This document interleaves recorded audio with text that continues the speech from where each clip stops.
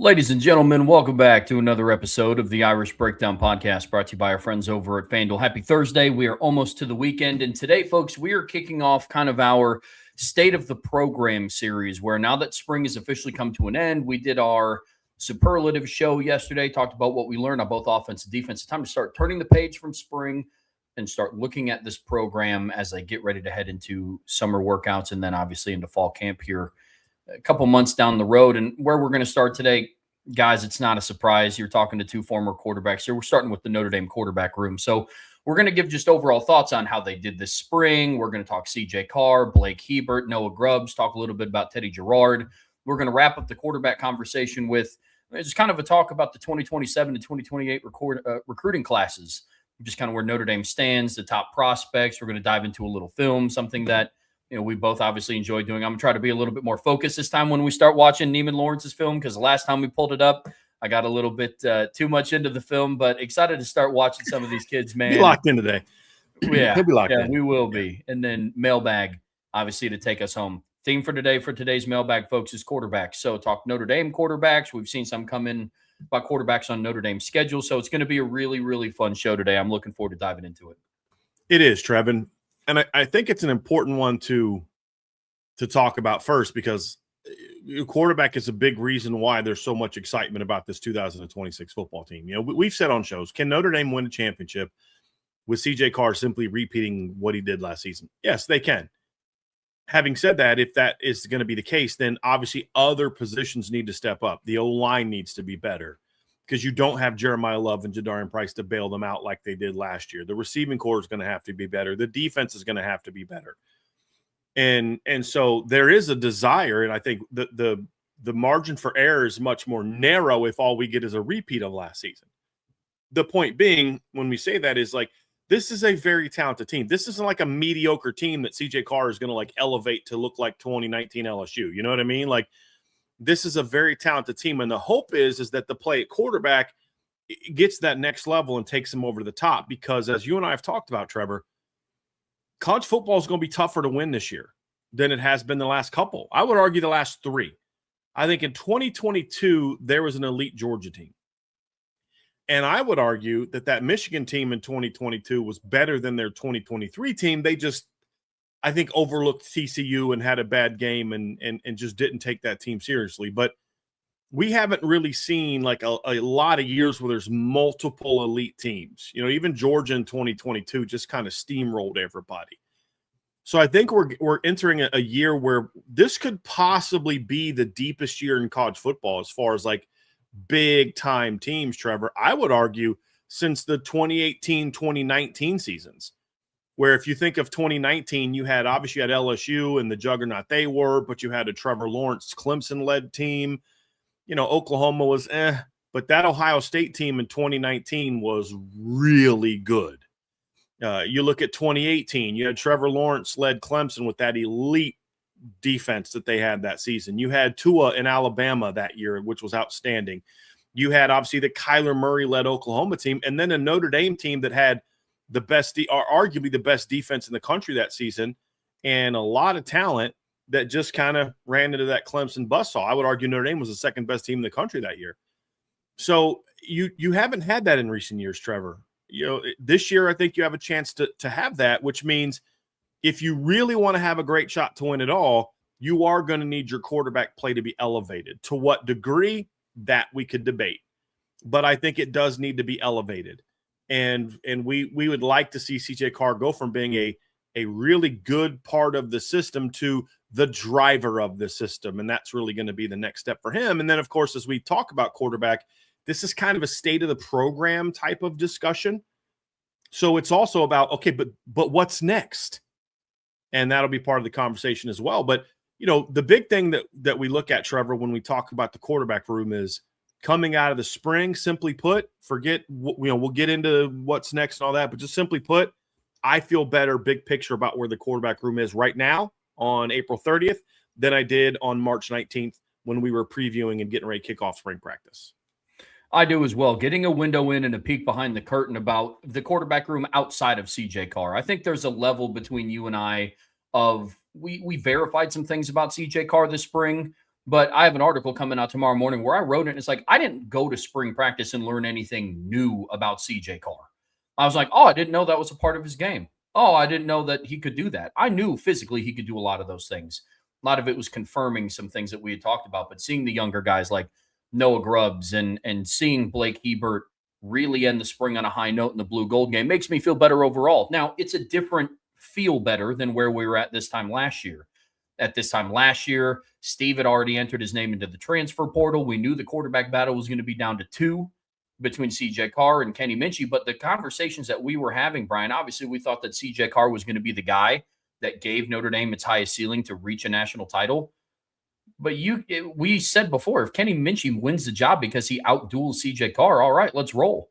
Mm-hmm. We felt really good about whoever the starter is. Notre Dame's going to be in a really good spot. This year, I feel good about the room, but it's in a different light.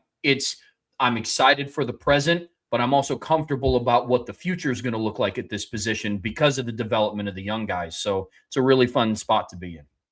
Development of the young guys, plus obviously, as we see, you're going to add another player to the roster. And so, look, I think there's work to be done, obviously, with everybody, and that includes CJ Carr. And that's where we'll kind of kick things off here, Trev, and spend a lot of our time, because while whoever the next guy is important, the driver of the quarterback success this season is hopefully going to be CJ Carr.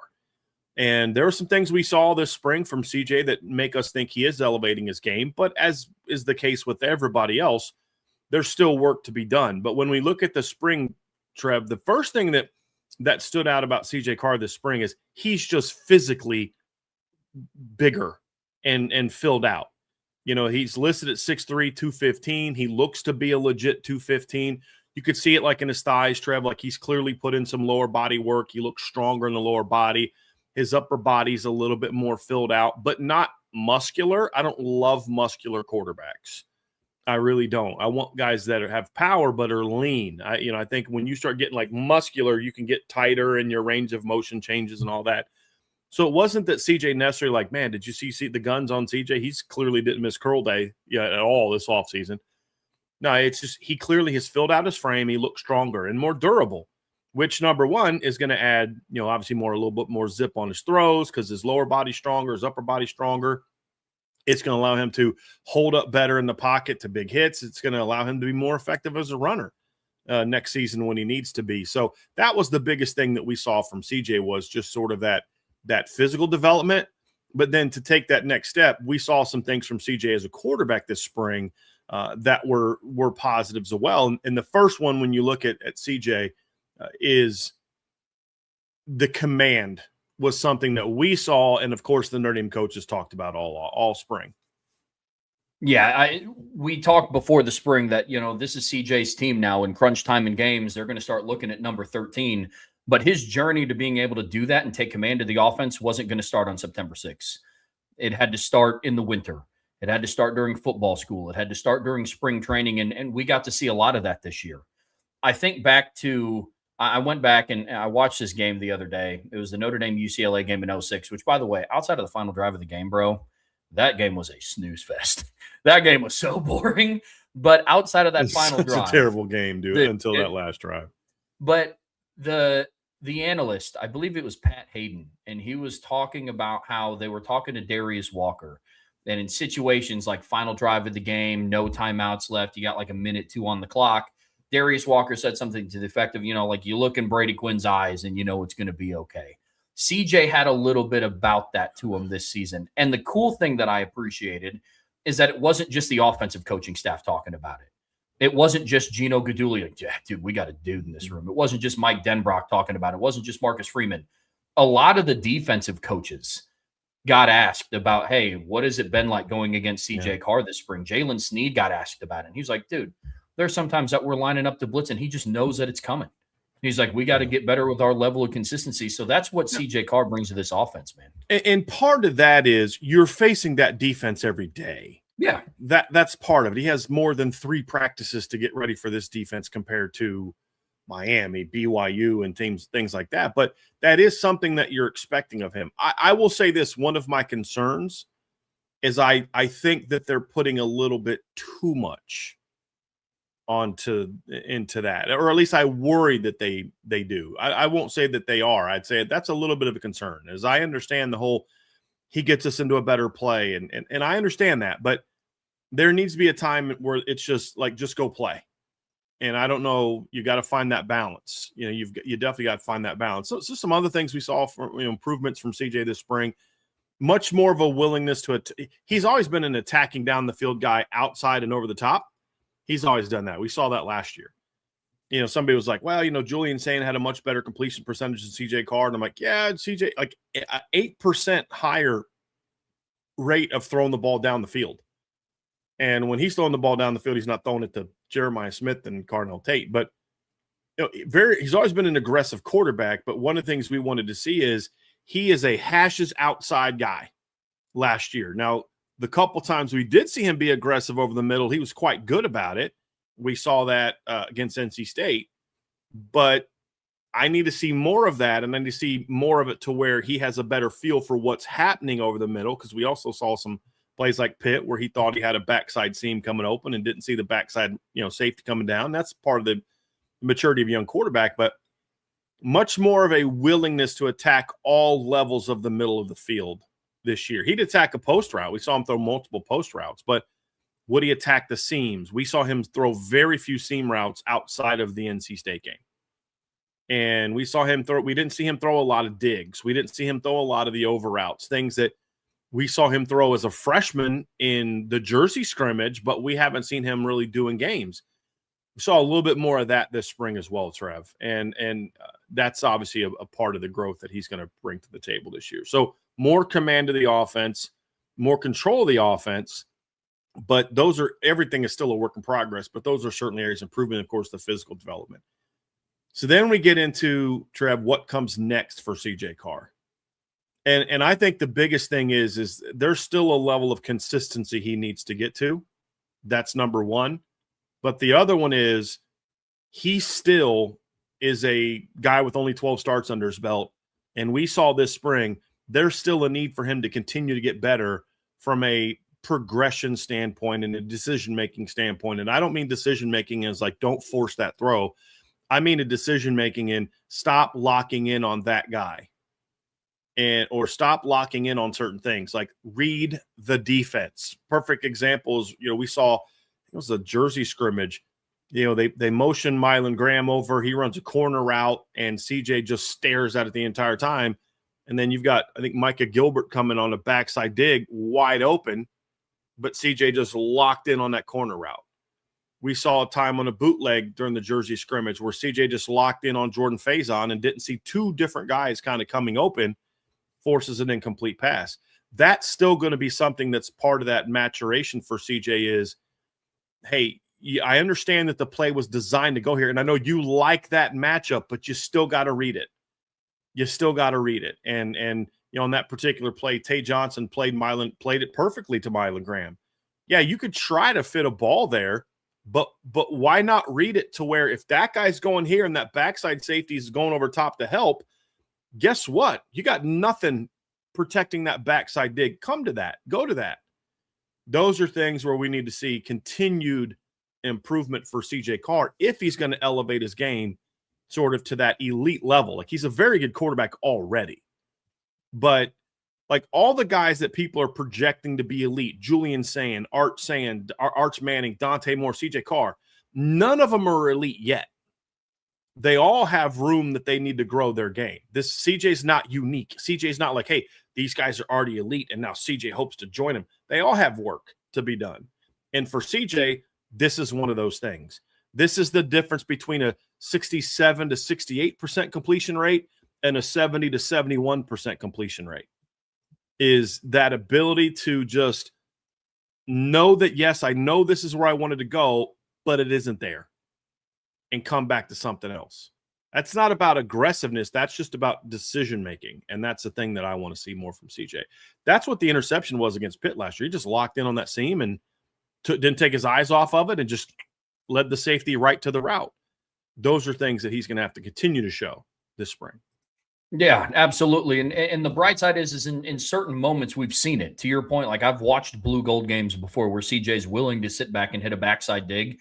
sometimes when he was younger than what he is right now. But it's about living in that sweet spot of don't come off the route too early if that's your main read, but also don't stay locked in on it. Those differences right there are going to be the difference between making the trip to New York at the end of the season or if you're sitting on your couch watching the Heisman ceremony at home. Right now, he's the favorite on FanDuel to win the Heisman Trophy this upcoming season, which is a really good spot to be in. But with that being said, there's still some things that he has to work on, and doing and monitoring and elevating some of those things are going to be a big difference in that. I'm with you completely. Another one of the areas where I want to continue to see CJ grow and improve, and this is more from a standpoint. I mean, we did see a little bit of this in the Jersey scrimmage where it's still an area of continued improvement. This spring, a big focus for me, if I'm Gino Guidugli, is I'm really hammering CJ on his pocket footwork when things don't go to plan. That's still an area where I think we saw a little bit of improvement this spring, but I want to see more, where it's, being willing to climb the pocket, being willing to escape the correct way, and being willing sometimes, instead of climbing the pocket with your eyes downfield, just go, you've got to have enough awareness of what's in front of you to say, yeah, maybe if I hold this ball long enough, that dig route might come open, maybe. But also understand that as you climb the pocket, somebody's trying to come from behind you and chase you. And sometimes it's like, dude, the running lane is there. Just go. Get your 10 to 12, 15 yards and then slide. And then that's all of a sudden, you do that a couple times, you're really moving the chains. And now you start climbing the pocket. That linebacker freezes, and that's when you throw that ball over the top on that over route or that dig route or whatever the case may be. So I think that is definitely something that I need to see from CJ Carr, is handling when the pocket breaks down more effectively. He does a good job of keeping his eyes downfield, but I don't think he has shown the necessary elite feel yet for how to make the defense pay if they don't get to him with that initial rush. And that is something that maybe a lot of people don't think about. But that could be the difference between CJ Carr being really good and CJ Carr being a truly elite game changer. Is, maybe it only happens a couple times a game, but those are big moments in big games. And I've seen Arch Manning do it. I've seen Dante Moore do it. I've not seen CJ Carr do it, and I haven't seen Julian Sayin do it enough either. But both of those two need to do a better job of that. And I think that's a little thing in CJ's game that could make a big difference as we start to say, okay, what does he need to do to get to that elite level? Because those are the critiques we're making, right? I mean, the kid just set the all-time program record in quarterback rating. He was 5th in the country last year in quarterback rating and yards per attempt. I got into a little the debate on X the other day with an Ohio State fan, and I pointed how much significantly better CJ Carr's numbers were against ranked opponents and also against common opponents compared to Julian Sayin. But when you look at CJ Carr, there's a lot of good things just on last year, which is why we talked about if he just repeats his last season, he's pretty good. He was 5th in the country last season in quarterback rating against ranked teams. And he was 4th if you look at anyone who played more than one game against a ranked team, because the Air Force quarterback was number 1, only played one game against a ranked team. CJ last year played 4. He was last season, he was 7th in yards per attempt against ranked teams. 4th if you take out everyone who only played one game. And so, it's because there's a guy from Kennesaw State, a guy from Air Force, and a guy from Louisiana Lafayette that only played against one team that was ranked. So those are all things you look at, Trev, and say, look, he was really good last year. But it's about, okay, but is he as good as he can be? And that's the discussion we're having here. And I think those two areas are really going to be it. Like what we saw in the spring game, he's going to have a game like that this fall, guys. That's welcome to real life. He's going to have a game where he comes out and he sails a slant route. And you're like, come on, man, you got to make that throw. Or he's going to miss a ball here. That's going to happen. It's also going to happen to Dante Moore in a game or two. It's going to happen to Arch Manning in a game or two. It's going to happen to Patrick Mahomes in a game or two. It's going to happen to Josh Allen in a game or two. It's going to happen to, on and on and on. That's playing football. That's not an issue for me. That's going to happen. But overall, there's those things that are continual that we want to see CJ Carr improve with. And it's the, consistency through progressions and manipulating the pocket better. those are going to be really big aspects to him taking that next step. Yeah, to your point, it can sound a little bit nitpicky, but that's where we're at with this team in general. We're not in a discussion anymore around what do they have to do to be good. It's what do you have to do to reach your full potential? And the full potential of this team, including CJ Carr, one of the main drivers of success is what do you have to do to be elite? And those are some of the things, Brian, but it's not just those. You know, one of the things too, and this is more so on the shoulders of the coaching staff, is you brought it up a little bit earlier, but are they putting a little bit too much on him? Because he has only started 12 games. That's the fact of the matter. It's right. You have to be able to find the sweet spot between he's one of the top returning players in the country, one of the top returning quarterbacks in the country. He's a preseason Heisman favorite, and he's still just a redshirt sophomore. And technically right now he's still a redshirt freshman, you know, and it's like he still only has 12 starts. Out of all those quarterbacks that you mentioned, you know, the Dante Moores, the Julian Saints, like CJ Carr hasn't started a postseason game yet, not even in a bowl. So it's like, where do you find the in-between? What's the balance of like, okay, we're just going to give him the keys to the car, or it's kind of like, all right, you kind of have your learner's permit where you're behind the wheel, but I'm in there with you. And I think that's an interesting balance that the coaching staff is going to have to learn. And the reason why it's a concern for me, and the reason why they're doing it is because he's a really, really smart kid. And I'm sure, and this was true last year, that in the quarterback room, on the whiteboard, in the film sessions, he can handle it. He can handle it all. But it's okay, but does he need to handle it all? You know what I mean? And then when you put him in those situations where there's a play clock, or situations where you're trying to go tempo, maybe you don't have him do all of that. Make a call. And then, sometimes just be willing to go. Maybe they can, one thing they can do to help with that is the occasional tempo, drive, where it's like, hey, if we complete this first pass, we're going. We're going to line up and go, and throwing teams off that way. So I think those are all aspects of it, Trev, when you look at it and say, I understand why the coaches have a tendency to put more on CJ's shoulders than maybe they should. It's because they think he can handle it. And I think in a lot of situations he can.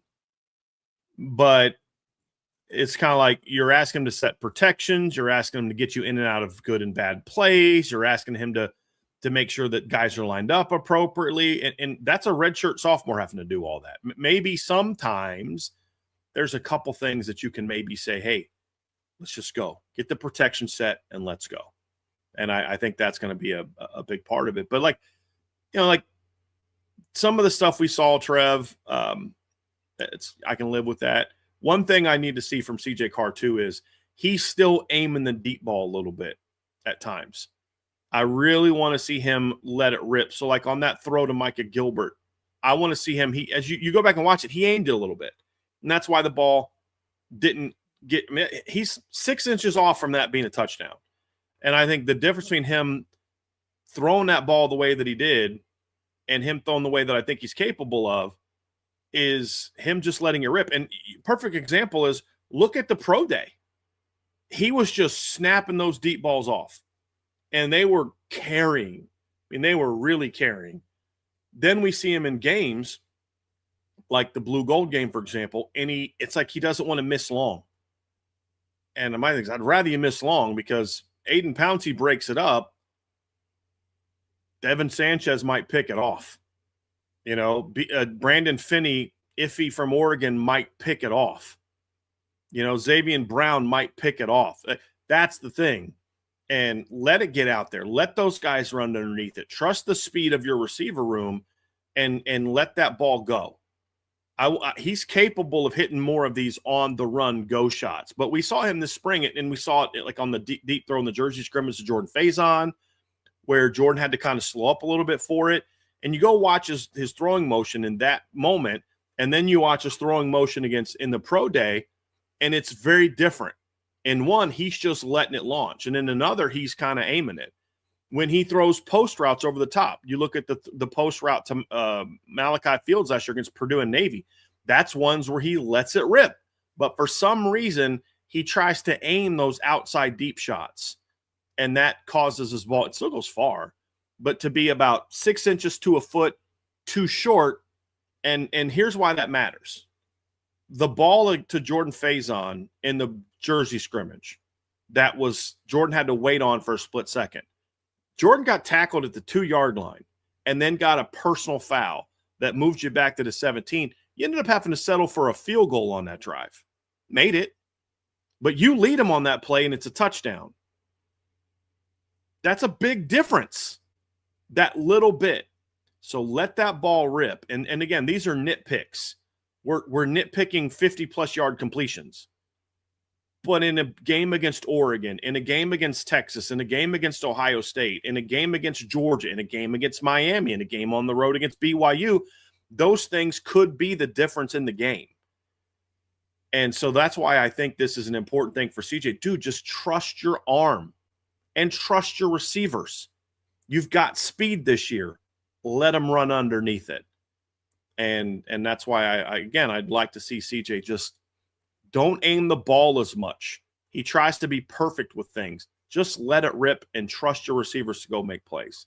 I think that's my final piece to what does CJ Carr need to do to really go from being really good, which he already is, to truly elite. Those are the things that we're nitpicking a little bit in this conversation because we spent all offseason praising how good CJ Carr is. But this focus is on, okay, what is he working on from now until September 6th? And these are the areas that I want to see him work on. Well, I think that's well said. I mean, we're also talking about a football team, Brian, that was 4 points away from making the playoffs across 2 games. You know, we talk about small margins for errors, and those are the areas that they have to correct. I'm with you. But we just spent a lot of time talking about where CJ's looked really good this spring, the areas that he still has to work on to take that next jump. It's almost like a similar conversation that we had last year about Leonard Moore. You know, it's, hey, you were really good for a true freshman. Now can you just be a really, really good corner? And that's how I view this conversation about CJ Carr. You were exceptional for a redshirt freshman. Now can you just be an exceptional quarterback, regardless of your age, regardless of your year? But with that being said, he is still generating a lot of buzz. Just went on the Triple Option podcast with Mark Ingram and Urban Meyer, and obviously he's a favorite to win the Heisman and ESPN's #1 overall returning quarterback in the country. But do you think it's too early to really boost him as a top quarterback nationally when you look at what he's done so far? I'm seeing a lot of that being mentioned by some people. And that's why we wanted to discuss this. And there's a lot of, well, you know, what has he done to prove this? You get a lot of the haters that kind of say that. And my answer is simply, no, I don't think it's too early to boost that, because anytime you're talking about it, I was having a debate with a Miami fan who's actually a really sharp guy. I enjoy the back and forth, and we're having a private conversation. And, you know, basically comes down to like, dude, if we're going to have this standard of, well, I just have needed to have seen it, then essentially the top 10 quarterback list is who are the 10 guys with the most returning production from last season. Your top 25 should basically be some version of who finished last season in the top 25, but if we're just going to go off of what we know. But even then, when you talk about what we know, CJ Carr's a top 5 quarterback last year in multiple categories and a top 10 quarterback in multiple categories. So I think it's certainly fair to be talking about CJ Carr in the same breath as other quarterbacks. I mean, if you want to focus on yards per game, then sure, I understand not wanting to compare him to your total yards. I mean, Drew Mestamaker last year, threw for 4,379 yards. CJ Carr doesn't come anywhere close to that. You know, I understand that. Trinidad Shambliss threw for almost 4,000 yards last year. Jaden Maeva threw for 3,700 yards last year. Julian Sand, 3,600 yards. Dante Moore, 3,500 yards. Like, all right, that's fine. I get all that. But part of that is because they just threw it more. You know, like you talk about CJ Carr last year, he's 5th in quarterback rating, and he is, 47th in yards per game. Well, here's the other thing, Trev. He was 91st among eligible quarterbacks in attempts per game. You know what I mean? Like, that's a pretty high mark. He's top 5 in, yards per attempt, top 5 in yards per completion. If you take out the triple option guys that are always like literally the number 1, 2, 3 quarterbacks in the country last year in yards per completion were literally the kids from Air Force, Army, and Navy last season. That's just always going to be the case. You kind of take them out of the equation a little bit, and the numbers are there. So there's no doubt that CJ Carr is in the conversation of who are the top 5 to 8 best quarterbacks in college football. I think our discussion is more so centered on what's going to allow him to go from being 5th or 6th to number 1? That's where I'm at. That's the expectation for CJ Carr based on the talent level and based on what he did last season. And so like when you, and the other thing too is there's a question in the mailbag that we'll get to about, what his numbers look like. But I also think there's some misleading aspects to CJ Carr's production last season. And part of that misleading production really does, in my opinion, Trev, come down to one game. And that's the Syracuse game. That game has to be kind of thrown out from the statistics because it's the kind of game that nobody else had and the kind of game that you just can't expect to be repeated. And you're talking about a game where he had 9 attempts, 5 completions for, 49 yards? That's going to drag his overall numbers down quite a bit. If you look at CJ Carr last season, Trev, he averaged in the other 11 games, the games where his team did not spot him a 21-0 lead before he stepped on the field. Then he steps on the field, completes 1 pass. On the next play, hands it off to Jeremiah Love, who then runs for a touchdown. It's 28-0. He's been on the field for 2 snaps. That's just kind of the nature of it. Jeremiah Love had 8 carries and 3 touchdowns. Jadarian Price had 5 carries and 2 touchdowns in the first half. It was ridiculous. And if you take that 244.7 per game and say that Syracuse game is just a normal Notre Dame game, CJ Carr's at 2,936 yards last year in the regular season. So I just think that has to be part of the conversation when talking about CJ Carr. Is his numbers were better than they actually look because of that game that had nothing to do with him or how he played. Before he had thrown his 4th pass, I think it was like something like 35-0. Like it was such an anomaly performance that you don't see that being repeated again this year. I mean, the other game, they were up big at halftime against Arkansas. He had almost 300 yards at halftime because it was the offense doing all the scoring. They scored all 6 touchdowns of the first half, where what did they have? I think 49 against Syracuse. Was it 49-0 at halftime, correct? Well, the offense only had 4 of those touchdowns. So the defense and special teams had 3 of them. Different animal compared to 6 against Arkansas. 6 offensive touchdowns against Arkansas. So that's more of what we look at. And I'm not even getting into how many times is he out of the game in the 4th quarter.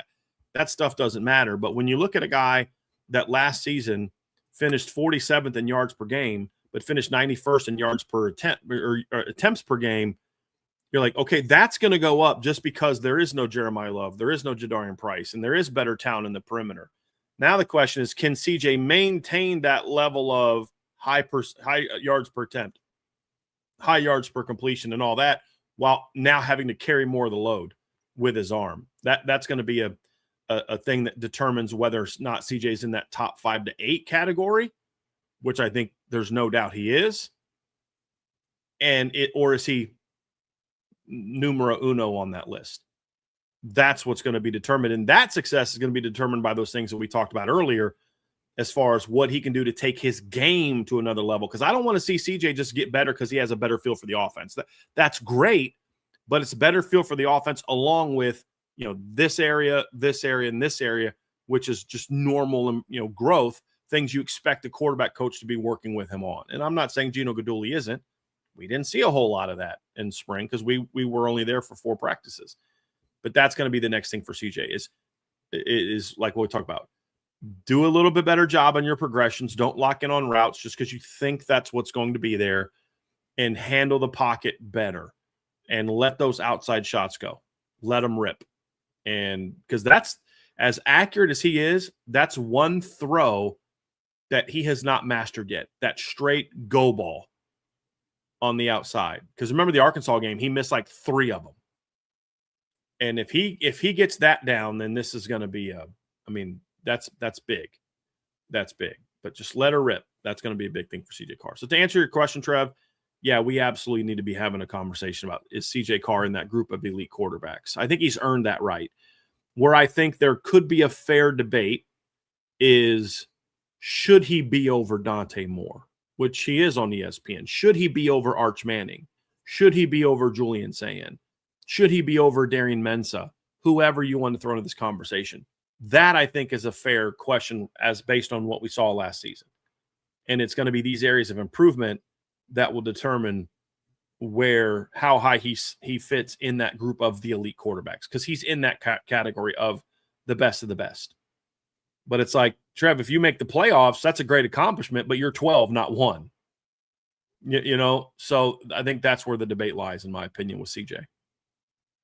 Yeah, I'm with you, man. I mean, look, if it's too early for CJ, then it's too early for anybody else. There is a stat that you can point to with any of the top quarterbacks that you just listed off to spin it as to why they are the top quarterback or why they should be the preseason way too early Heisman favorite.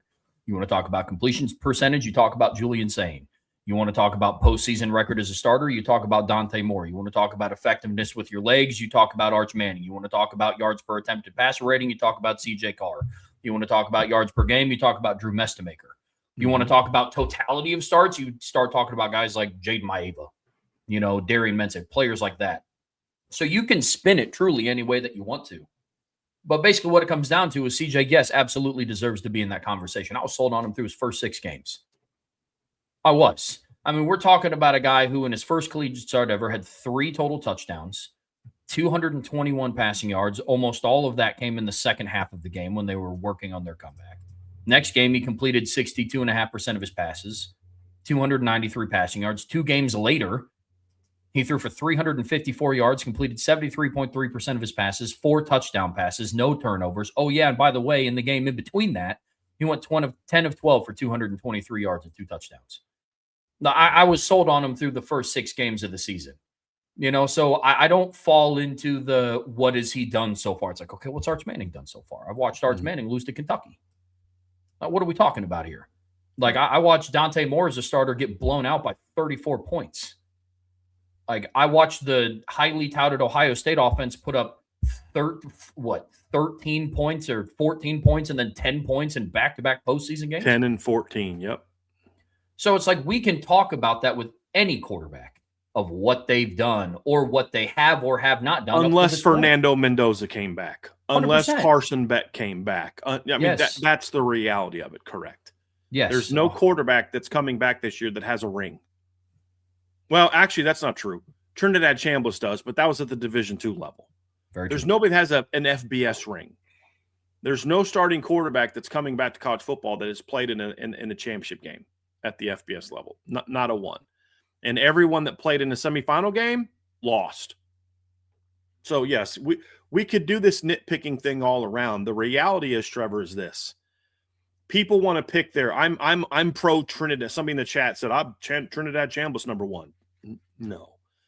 That would be no, that's just not where I would go. And then I could say somebody else, and he might say the same thing. The point is, there's going to be a lot of debate about who is the best in the country, because I do believe this is an incredibly deep year at quarterback, and that's the whole point. I think it's nuts for someone to say that Trinidad Chambliss should be number 1, but then they're going to lay out a statistical case, and look what he did at Georgia in the quarterfinals, and you're like, oh, okay, I don't buy it. I wouldn't do it, but that's kind of a compelling argument, right? Even though my response is no way, I'm not ranking him number 1. You know what I mean? Like, somebody can make a very compelling case for Dante. Somebody could pick apart aspects of Dante. I can pick apart aspects of Trinidad Chambliss. Somebody's going to make a case. Look how good Arch was in insert game. And I'm like, yeah, but did you watch the Georgia game? Did you watch the Kentucky game? Like, those are all things that we can talk about that shows this is how deep it is in college football, because there's a lot of different guys that one person can make a case for, and then another person is going to be able to pick apart their case. And who are the people that who are the quarterbacks that kind of solidify those areas that we can pick apart? That's going to be the guys that emerge in that top group.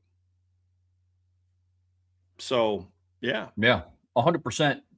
I agree completely.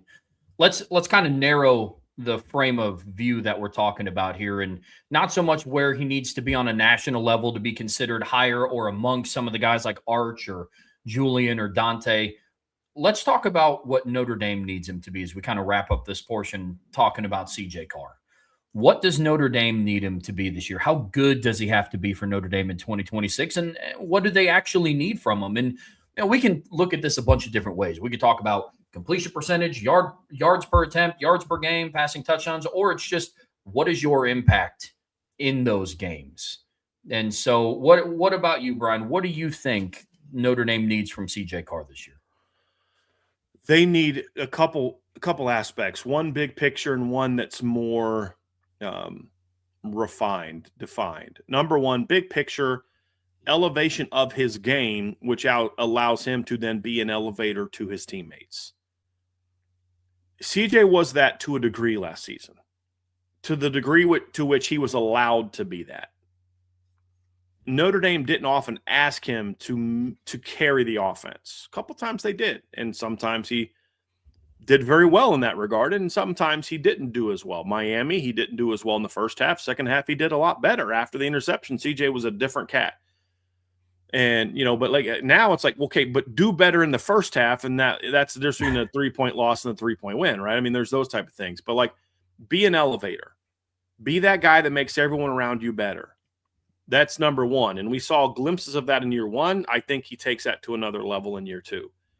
The other one is what's very unique about this season, Trevor, is CJ Carr is going to have some opportunities this season to go against some of the other top quarterbacks in college football. And last year, you saw that in the first couple of games. You saw him, Carson Beck, and then you saw him against goodness gracious. Marcel Reed. Marshall, yes, good. I was going to keep saying Markel Lee, and I'm like, no, that's the linebacker from Wake Forest that Mike Elko coached. But yeah, Marcel Reed.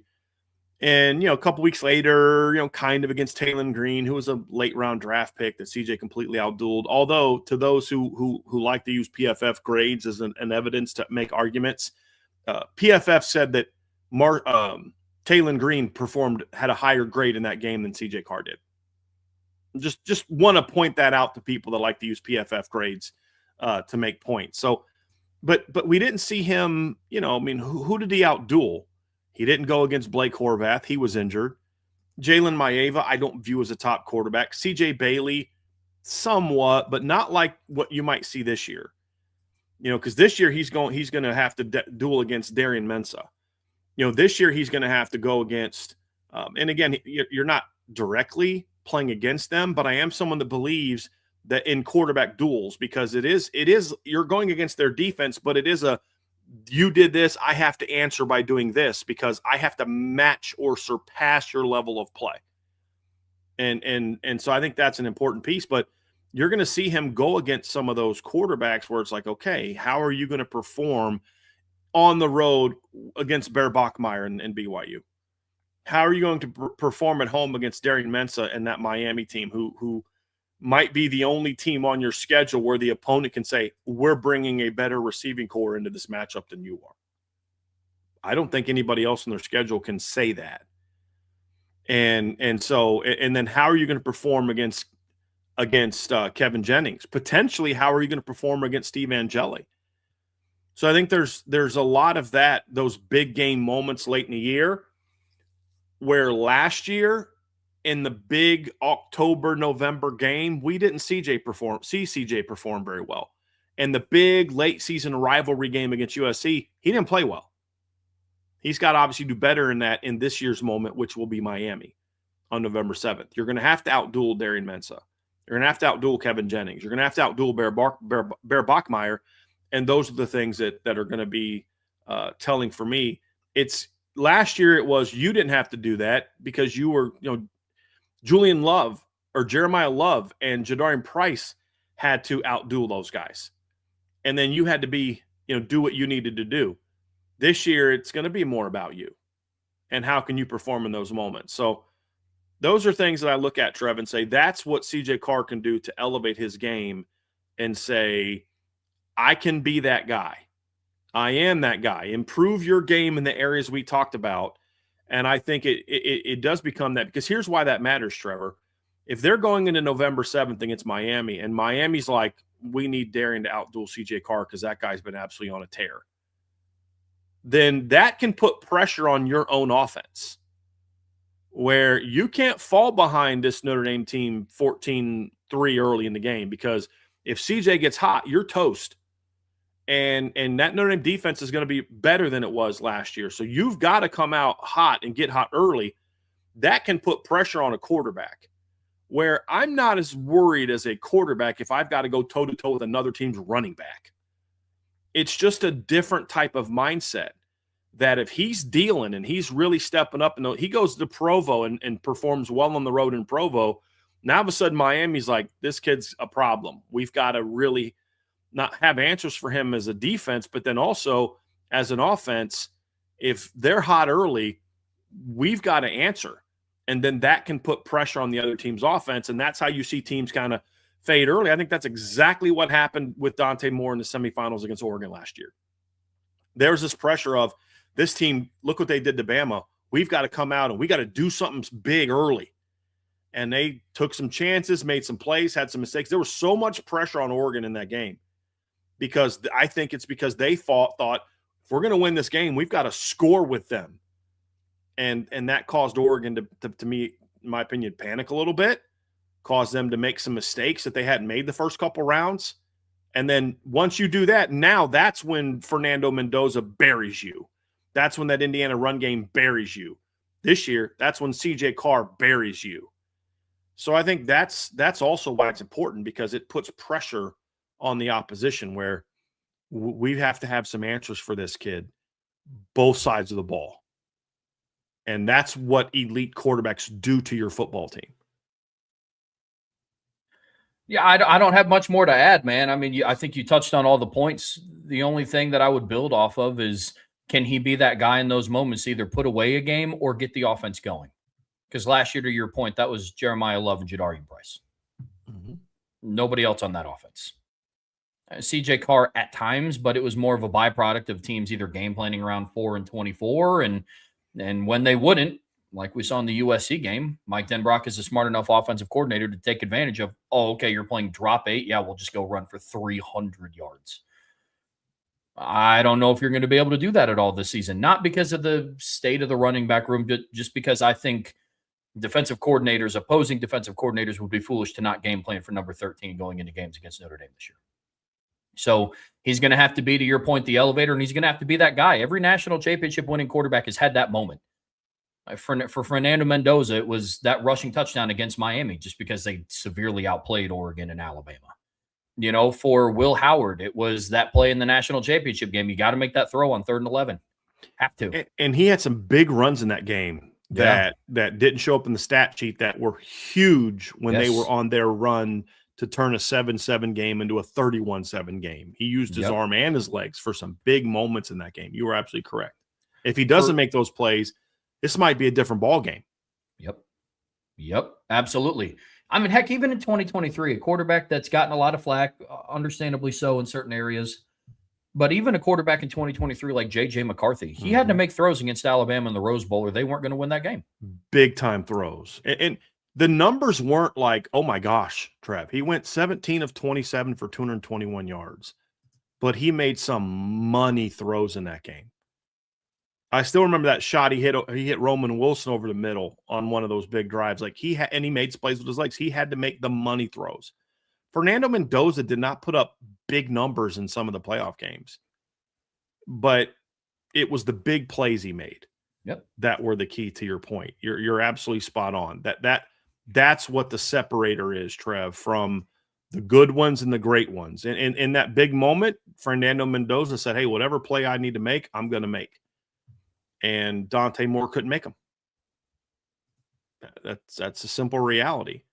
And so who are the guys? Carson Beck did. I mean, that was the big difference between what happened with Indiana in Miami as compared to Indiana against everybody else is Carson Beck, for all the flack he gets on our channel and everywhere else, and to a degree, when their backs were against the wall against Indiana, he made plays with his arm and his legs, and did the same thing against Ole Miss in that game. So I believe he outplayed Trinidad Chambliss in that game, especially like when it came to like some of the bigger moments. And that's what you need to do. It's not always about numbers. It's can you make those money game-winning plays? That's actually not something I'm overly concerned about with CJ Carr. I think we saw him do that. The fact that he was better in the fourth quarter against Miami than he was in the first three, leading the team down just calmly, 34-34 game against Texas A&M, just calmly leads the team down for what should have been a game-winning touchdown. You think of the Pitt game, he throws those 2 early picks and then just kind of dices Pitt up a little bit after that. Like we've seen him in some of these moments where it's like there's no panic. Now it's just about, okay, then make better decisions and handle the pocket better and do those type of things. And that's going to be the difference between, you being successful. The interception against USC, if he just takes that play away, we have a very different view of how he performed in that game. Very different view. Why? Because I don't think he handled the pocket well on that particular play. Dude, just throw the freaking ball out of the end zone. And that's all part of the things that we talk about where his game needs to take that next step.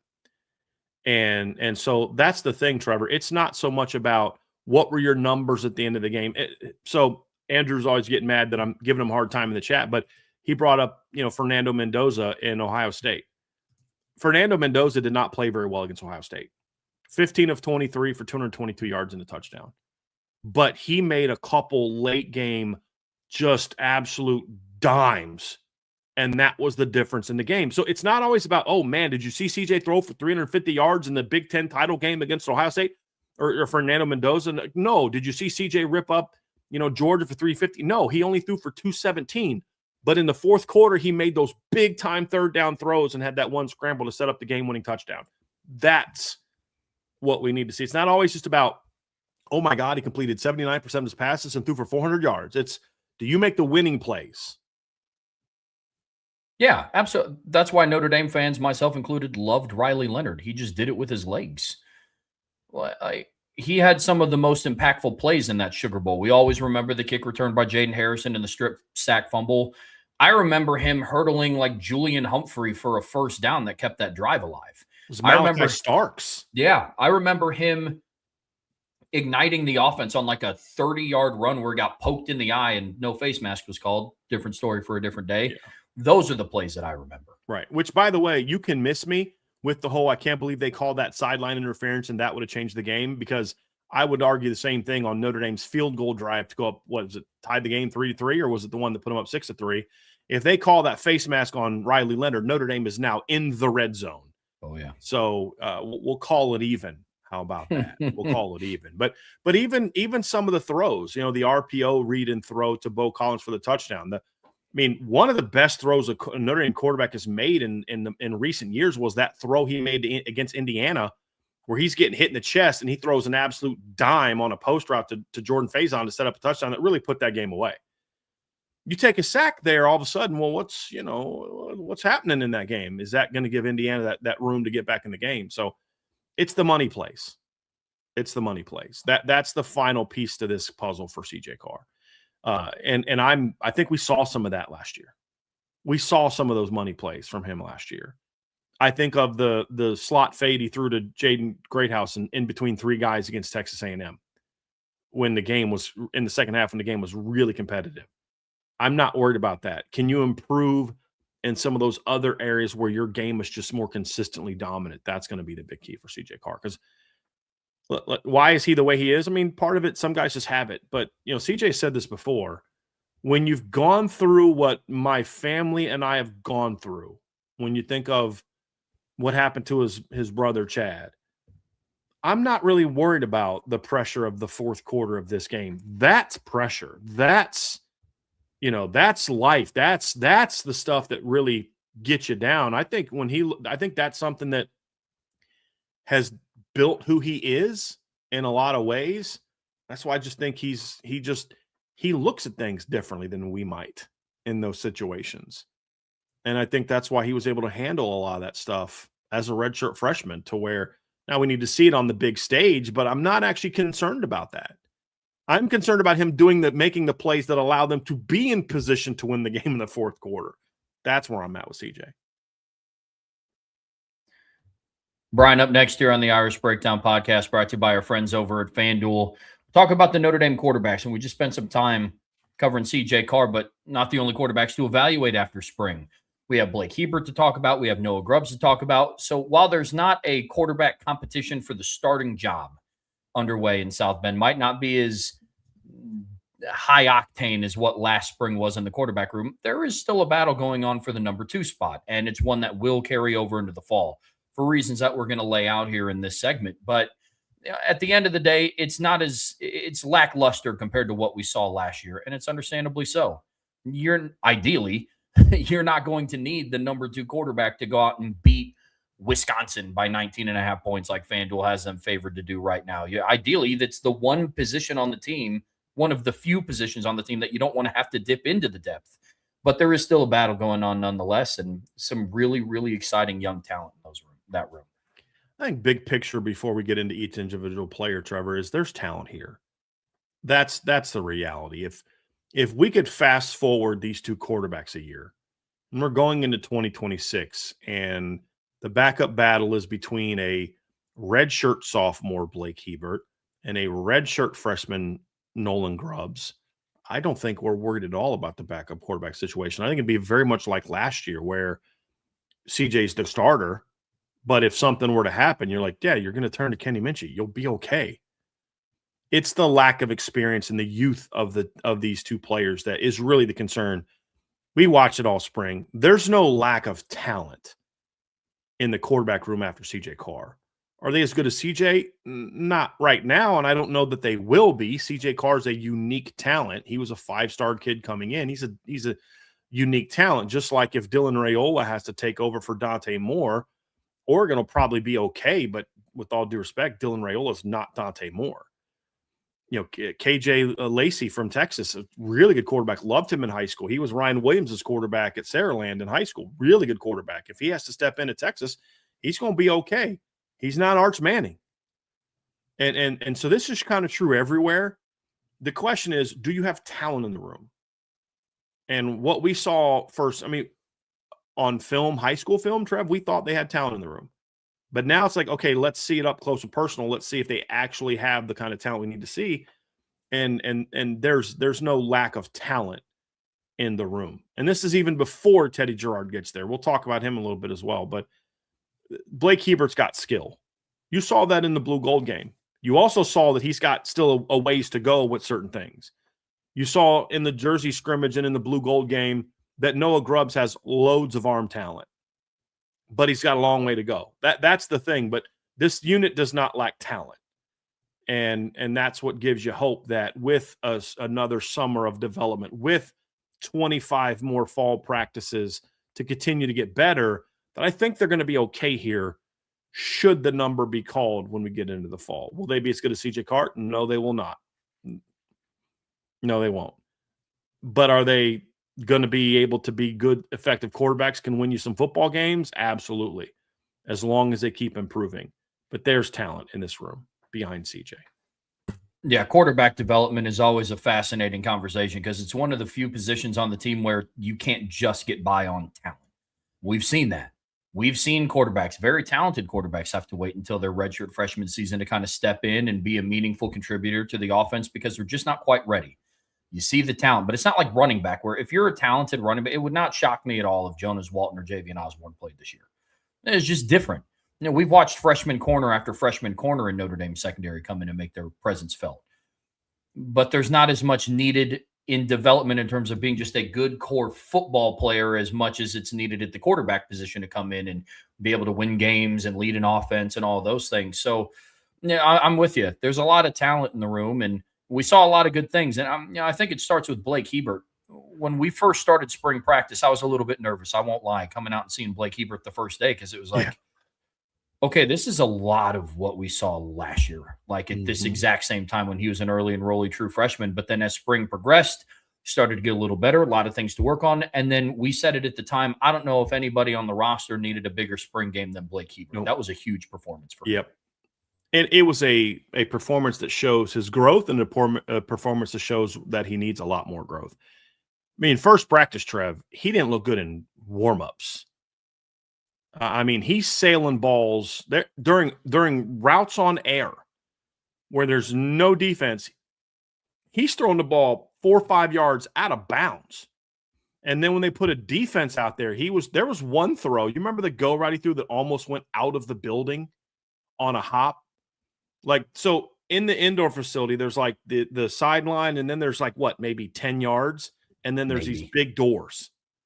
He threw a ball that missed so bad that if the door was open, the ball would have bounced and possibly gone out of the building.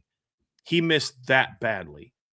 But here's the thing that I would say. If you closed your eyes to everything except the ball, and you didn't know where it went, and you didn't know that he missed by 12 yards, like, dude, that thing comes out of his hand real pretty. You just don't know where it's going to go. And a lot of it's because he has two issues. Number one, his feet are just not consistent from a footwork standpoint. And he tries to be so fast with his throwing motion that it makes his delivery not repeatable. You can watch a guy that throws a really nice deep ball to Cam Williams and then throws, to me, the pass of the blue gold game to Elijah Burris. You can watch that same kid on back-to-back plays miss the easiest throw in football, which is just a little running back slide route that's at the line of scrimmage, and he missed it badly on both throws. And he's got to harness the mechanics of the position, Trevor. He's got to, this summer for Blake Hebert's going to be about get your footwork right. That's the big thing. And don't be so rushed with your throwing motion. You know, like, go through the throwing zone quickly, but don't rush it. And there's a fine line. And when he does it, just snaps it off, it's a pretty thing to see, Trevor. Because even in that first practice, they'd be like, oh, my God, that's terrible. Oh. And then the next one he'd get right. And you're like, ooh, that was a big-time throw. You know, and that's the thing for Blake is he's got a really nice live arm. He's never going to look like Colt McCoy from a 77% completion percentage type of thing. But he can make some big throws. And the other thing that Blake Hebert brings to the table that you just don't get to see in practice because he's got a red jersey on, he brings a very different skill set than anybody else in the room. And that'll include when Teddy Gerard shows up. And that is when Blake Hebert's in the game, he's a threat to run. You actually did see that in the blue gold game. And he's a player that you can use as a runner. Those two things don't always go together. I don't want to see them using CJ Carr as a runner much. The occasional draw because they're just dropping 7 or 8, that's fine. Go for it. The occasional short yardage play, okay, I get it. That's fine. But with Blake Hebert, you're running quarterback power. You're running read zone. You're running quarterback counter. Like, you're running those things with him. The offense changes. And that's why in a lot of ways, if you're a Notre Dame fan, it's better if Blake can make the jump he needs to make between now and September 6th and become the backup. Now, if you're someone who thinks that Noah or Teddy is the future, that's fine, because that's what Steve Angeli was in 2024. He was the right backup for that season, but none of us were thinking, okay, now he's the future. Well, I shouldn't say that. Some of us were. We weren't thinking that he was the future at quarterback. We felt he was the perfect backup. Now, maybe Blake can also be the future, but that's a conversation I don't care to have right now. We'll have that conversation maybe next offseason. The key now is if Blake Hebert can grow his game between now and September 6th and win that number 2 job, I'll feel a little bit better about the backup quarterback situation, because when you can put a kid in the game that can do some of the things in the run game that he can do, I think that gives you an ability to kind of say, hey, we can get out of this game. We're going to be all right in this game. And then we'll see what he can do long term. But in order to be that guy where you can utilize his legs and running ability, he's got to become more refined as a passer. The blue gold game was a great step towards that, because I think he had some confidence building throws. That was the most animated we've ever seen Blake Hebert. I've never seen him show that kind of emotion where he was pumped up after some plays. I think he needed that big time. Like, hey, man, you actually are good at this. Like, remember, this is a kid that I graded as a 4-star player with 4.5-star upside coming out of high school. This isn't some 3-star kid that they took a flyer on. This is a kid they flipped from Clemson. This is a kid that they wanted early in the process. Now it's about Blake harnessing that skill. And nobody on the roster needs to harness it more than Blake Heber does because he's so raw. But when he does it right, it's impressive. And so that's the thing is, if 60% of his throws right now are really good and 40% are just, I don't know what the heck that was. And there's a wide variety between those two with him. It needs to creep up to like 70 and 80 and, just get higher and higher and higher because you're always going to deal with some of the, what was that from Blake Heber? That's okay. I mean, there's really good starting quarterbacks that win a lot of games of college football that Arch Manning is a perfect example. Arch will make some throws. You're like, what was that? And then the next throw, he'll bang a 20-yard dig route in between two guys. He's kind of got to live with that a little bit. That's why this is the end of the spring, Trev, for Blake Heber was so, so important to him just having the confidence in himself to go into this offseason saying, hey, I can do this. I can do this. Maybe I don't spend quite as much time in my band because I can actually do this thing over here at quarterback. That's going to be a big thing for Blake Heber this offseason. And I felt he needed that number 2, that he needed that strong finish to consider himself a legit contender. Because I'm going to tell you all right now, prior to the Blue Gold game, my money was heavy on Noah Grubbs to win that backup job. Heavy, based on what we saw this spring. Because as good as Blake Heber was in the Blue Gold game, Noah was just as good in the Jersey scrimmage the week before. Agreed. Noah Grubbs came in and made an immediate push, man. And I'm happy to see what Blake Heber did and how he ended his spring. But the reason why a lot of people get so excited about this quarterback competition is what Noah Grubbs has brought to the table. There is a thought going into spring where it's, hey, we'll kind of see what we get from Noah Grubbs. We'll wait for Teddy Girard to come in over the summer. This is Blake Hebert's job to lose. And very quickly into spring, that narrative started to change because of the performance of Noah Grubbs. And Mike Denbrock did not wait long to throw him into the deep end. It was practice number 1 where he was like, all right, well, let's see how you can swim, which is that is a coaching style that I prefer. And that is something that I like. Mike Denbrock. That's all, what you're signing up for when you come play for Mike Denbrock.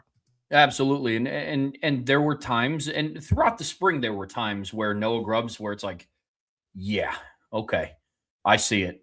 And then there's other times it's like, yeah, he's a freshman.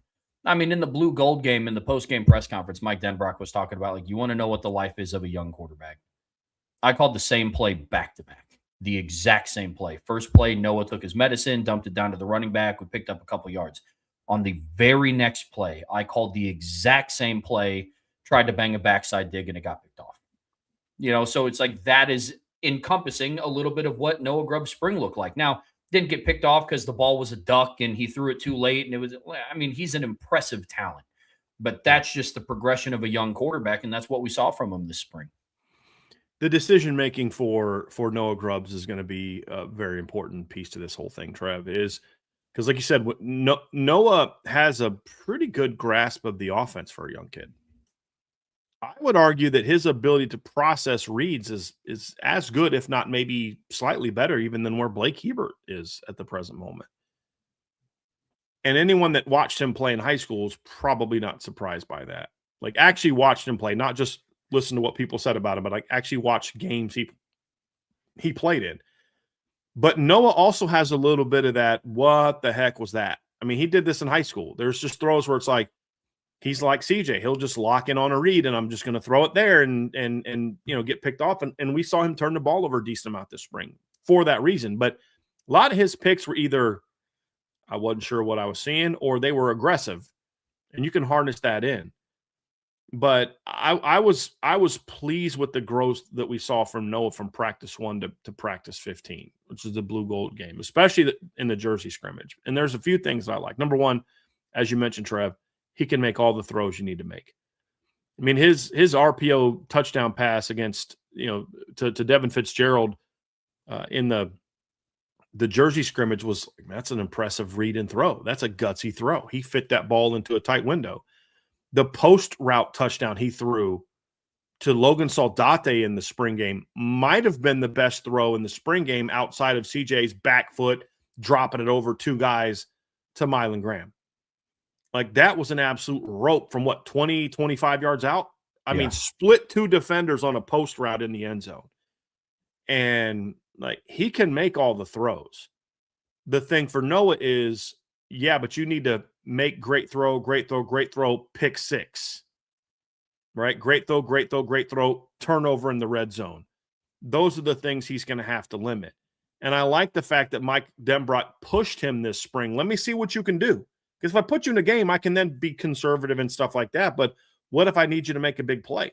You don't wait till September 6th when CJ Carr cramps up on a series to say, hey, okay, now I'm going to ask Noah Grubbs to bang this backside post for a touchdown in between two defenders. You know, now we need you to show that you can make that throw. You need to show that you can make that throw on the practice field first. And we saw that from Noah. Now it's about the grasp of the offense. Continue to physically get stronger. Decision-making is obviously going to be a big thing for both of these young quarterbacks. But for Noah, it's just let the game come to you. Like the challenge for Noah is he had to carry Lake Mary in a lot of ways in high school. I mean, he didn't have a bunch of, Division I guys. The one Division I quarterback he had the previous year transferred to another school, and so he didn't have that. So he had to carry that team a lot. And you can still see that mindset in Noah where he's just, dude, you got some dogs around you, bro. Just relax. Take what the defense gives you. And then when the opportunity comes for that big play, take it. And learning the difference between the two is going to be very important for him and for Blake Hebert. With Blake, it's like, dude, you got a really strong arm. Use it. Use it appropriately. For Noah, it's almost like, so with Blake, there's almost like you need to push him to take that next step. With Noah, it's almost like reining him in a little bit. Like, hey, man, every throw doesn't have to be the game winner. You know what I mean? Like, it's okay to just take that 2nd and 9 check down to Aeneas because he can go do something with it. And even if he gets tackled right away, I'd rather be 3rd and 6 than 3rd and 13 because you took a sack, or 3rd and 9. Just, it's okay to just let it come to you. And that's something he'll have to learn, and that's expected that he would have to learn that, Trev. But the big thing for Noah was the tools are there. Like, that was a really good first impression that I think Noah Grubbs made. Very good first impression, which is also why it was so important for Blake Hebert to finish well because of that, because of how good Noah was relative to the expectations and the youth and the things like that we saw from them this spring. Noah is from a football term, he is the epitome of a gunslinger as a young quarterback. And you know what I love about him too? He's got a lot of CJ in him in that he'll make a bad pick and the very next play come back and drop a dime on the very next play. That's one thing I love about Mike Denbrock. Trying to think through all of CJ's mistakes. I'd be willing to bet that on almost all, if not all, of the very next plays after CJ Carr threw a pick, I think almost every time Mike Denbrock called a pass play on the very next play. Because he wants to let CJ get back on the saddle a little bit, and he knows that CJ's just not going to let this bother him. It's like, look, we're going to go right back out there. And we saw that from Noah. He'd make a bad pick, and the next play just bang a backside post route or drop a dime over the top. He doesn't get rattled by his mistakes. And that's important. Where with Blake can kind of, a couple bad throws can kind of cause him to, his mechanics get into a funk, and he's just kind of there now. He's got to learn to be able to bounce back mechanically a little bit, bounce back mentally a little bit. And it's not that Blake panics. It's that when he gets into a funk with his mechanics, he has a hard time getting out of it. And when he makes a mistake in that zone, that can kind of shake him a little bit.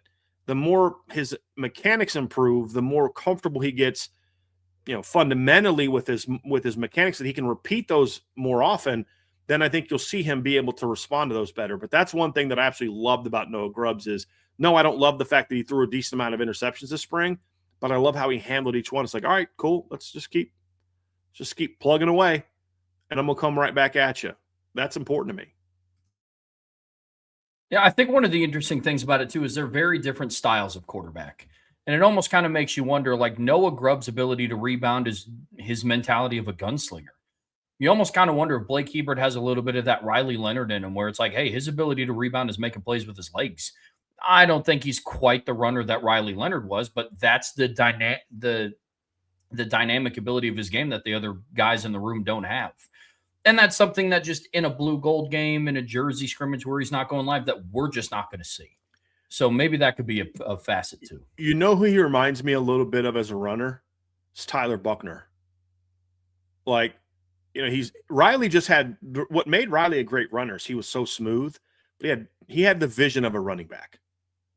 I mean, like that's the thing with Riley. He had the vision of a running back. I mean, that cut he made on the quarterback counter against Georgia, where he literally just took it backside. You're not supposed to take a counter backside. But he just saw that hole and hit it backside, and then to like lean his body inside to make that one. Once Riley, either when a run play was called or he tucked, he turned it into a running back. He had the feel for running the football like Jeremiah Love and Jadarian Price did. I don't know that Blake has that, but Blake has the athleticism and size to be a really impactful runner. Tyler was a little bit of a mix of Riley and Blake, but I think his running style, the things that worked with Tyler, could absolutely work with Blake Hebert. Read zone, quarterback power, draw, scrambling. He brings some of that to the table, in my opinion. And that's an intriguing aspect that you have to understand. If the backup quarterback battle with Blake Hebert will not be just about who is the better thrower. It's you better be a better enough thrower than Blake for me to not be able to be intrigued by what he can do with his legs. Because right now he is a significantly better dual threat weapon than either Noah Grubbs or Teddy Gerard will be, or CJ Carr will be. So he's got a significant advantage there, which matters in the backup quarterback battle. So if you're going to beat him out, you're going to have to throw a lot better. And the reality is Noah did that for much of the spring. For Teddy, it's about, okay, close the gap as a passer, and that's how you win the job. For Noah, continue to be that gunslinger, limit the mistakes. That's how you win the job. So when we look at these two players, Trev, I think they both showed growth. They both battled. They had their different ups and downs. The number 2 quarterback battle to me is definitely undecided. From talking to sources, it's definitely undecided. Just between those two, not even getting Teddy Gerard in the mix, because we could say, well, it's kind of like 2025, where the battle wasn't over yet, but we knew who wasn't going to be in it when we got to the end of spring. It was CJ and Kenny were going to battle it out in the fall. This is not Noah beat out Blake so bad that now it's Noah versus Teddy, or vice versa. It's no, both of them are going to be in the mix, and now you're adding a third to that. And I think that was important for both Blake and Noah to make those strides. Don't fall so far behind that you're going into the summer like basically out of the competition. I think Noah was on the verge of getting there. Blake was on the verge of getting there, but I think he rallied back and didn't play in the Jersey scrimmage, rallied back with some really flashy plays in the blue gold game. Let's talk about that third guy that's coming in then. I mean, Teddy Gerard comes in the summer. He reclassified from the 2027 class and was now a member of the 26 class. And we talked about the reasons why, as to why he reclassified. It's almost kind of like that. I don't want to call it a fail-safe, but if CJ has the season that we believe that he's going to have, like the coaching staff believes he's going to have, there's a good chance he's not at Notre Dame anymore in 2027. And you want all of the talent in the room at one point in time to compete for who's going to be that starting job. And I think that's what led to Teddy Gerard reclassifying to the 26 class. And so now you go into summer and you have 3 quarterbacks that are kind of vying for the spot. Obviously, Blake Hebert and Noah Grubbs are going to have the leg up because they were here all spring. And Teddy Gerard was not. But he is a very, very talented kid. Before his reclassifying, he was the number 2 quarterback in the country in the 2027 class before reclassifying. So kid coming in with a lot of talent, and one that a lot of people are very excited to see come into Notre Dame. So what do you think, kind of his role in this is going to be? Because I think the notion is he comes in and immediately is like going to be named the number 2 guy. I think it's a level of expectation. Could Teddy Gerard come in and become the number 2 quarterback this year? Yes. He's capable of that talent-wise. That's actually not my expectation. I don't know that it's Notre Dame's expectation. If he's good enough to do it, he's good enough to do it. For me, first and foremost, and we'll talk about what Teddy needs to do to, win the number 2 job. We'll get to that. But I think we need to set expectations first. He's in a very similar situation to what CJ Carr was in 2024. There was no doubt that Steve Angeli was going to be the backup quarterback all year. But I can tell you this. When there were some question marks in the middle of the season about Riley Leonard's just health, remember he had the shoulder injury that some people thought might keep him out of the Purdue game and might cost him a little bit of time. He battled through it because he's a warrior. But I can say, I don't want to say with like certainty, but I think there's some merit to this. I believe there was a conversation had with the Notre Dame coaches about if Riley doesn't bounce back from this, mainly being banged up, or if he goes down again, what do we do? And I believe there was a conversation that if Riley goes down long term, like he's going to miss, he's out, or he's just not gotten better, his grasp of the offense isn't better. I think there's a world in which there was a legitimate conversation. I shouldn't even say there's a world in which. I think there was a legitimate conversation that if that happens, they would have turned to CJ Carr, not Steve Angeli. If Riley would have been, like, let's say Riley would have missed the Purdue game, or he would have missed the Louisville game or the Stanford game or something like that, they would have started Steve Angeli. He was the backup quarterback. If Riley got hurt in the middle of a game, they were going to turn to Riley, to Steve Angeli. But if it was like, let's say that Riley went down against Louisville and he was out for the year, I think that bye week would have been used on, let's get CJ ready. Now, then he eventually hurt his elbow, and then that kind of ended that conversation. But prior to that, I think there was a conversation that if CJ is this, then he would be the guy we turn to. Maybe that happens with Teddy. I don't know that it will, because I think CJ was extra advanced. The point being, however, is I don't think Teddy Gerard's standing in the quarterback battle in 2026 is as important as what happens in the offseason following this year. And that's why I think it's important to set the expectations for Teddy Gerard. If you're expecting him to come in and become the number 2 quarterback during what would have been his senior year of high school, then most likely, in my opinion, you're going to be disappointed in what Teddy's does this year. Doesn't mean he's not capable of it, but I'm not expecting it because, again, remember, this is supposed to be his senior year of high school. He reclassified a year up. He's not a late enrollee. He's not a late enrollee. He's not a normal 26 kid who just couldn't enroll early like Ian Premer or Ben Patrick or Ben Nichols or Gregory Patrick or Micah Drescher. He's legitimately a guy that skipped an entire year of development in high school to come to Notre Dame to prepare to be in position to battle for the job in 2027, should he need it, or in a perfect world after Notre Dame wins a title, the NFL is stupid and tells CJ Carr, you're not one of the 5 best quarterbacks in this draft class, so he comes back to Notre Dame for a repeat, okay? Then he's now you expect Teddy to be in that battle for the number 2 job.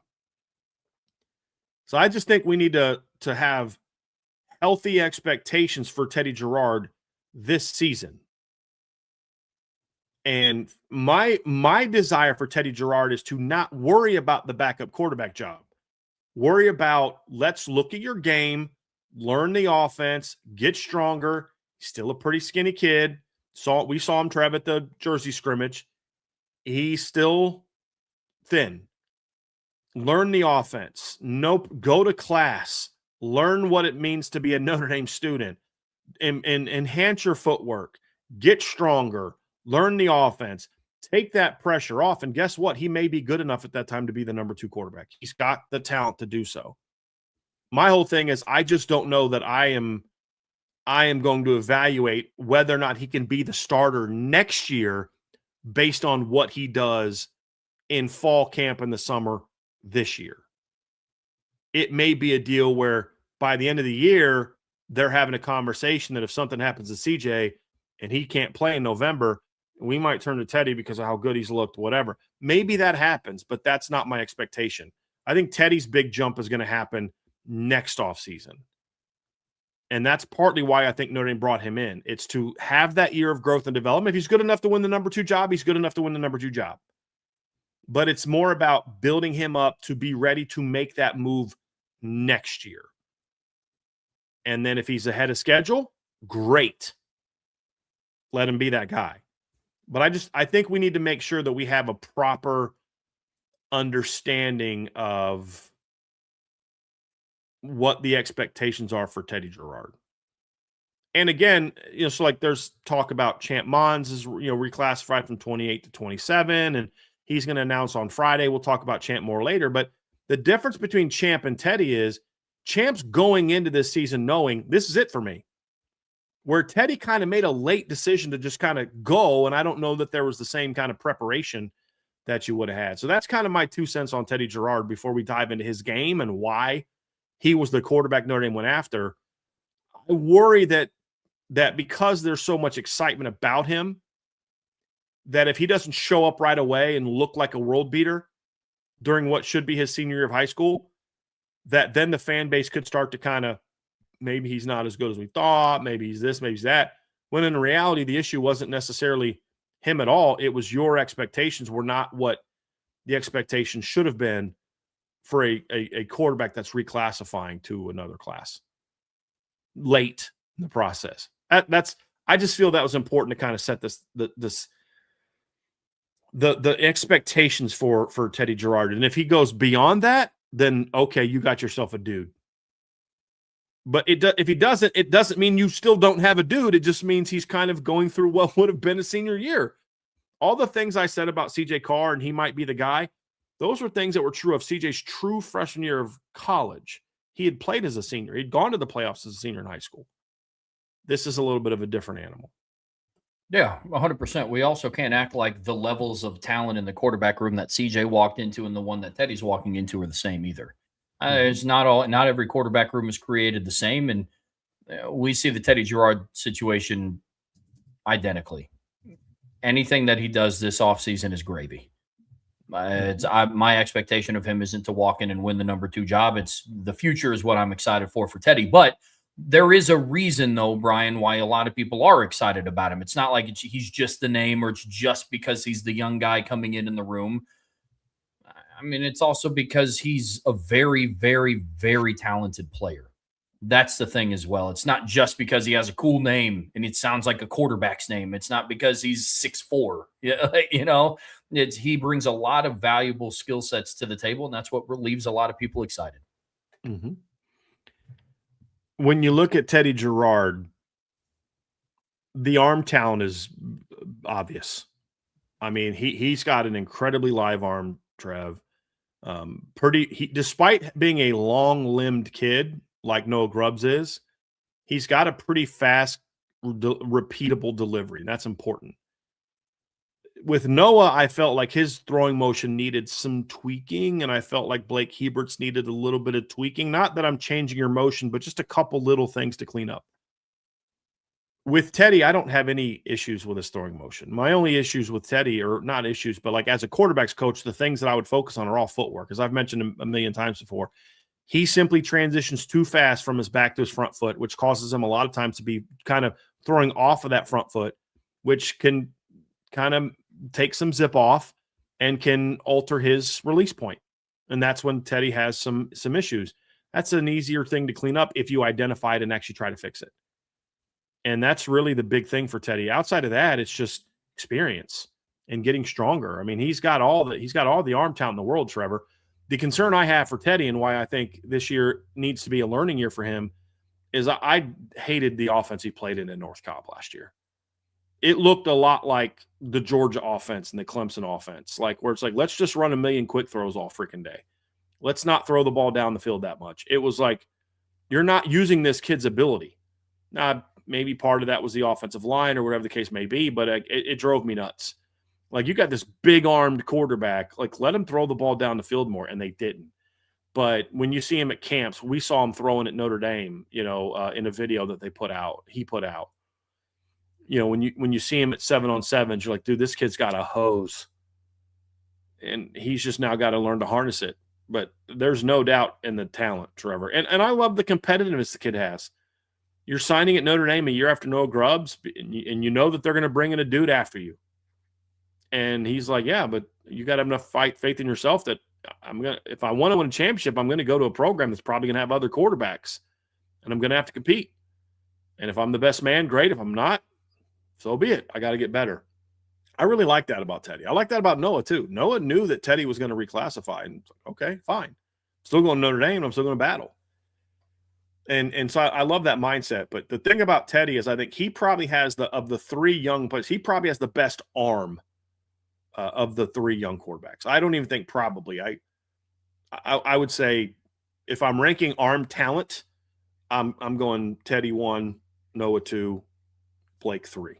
All have very good arm talent. Blake might have the most powerful arm right now, but overall arm talent, all that means, I would put Teddy number 1.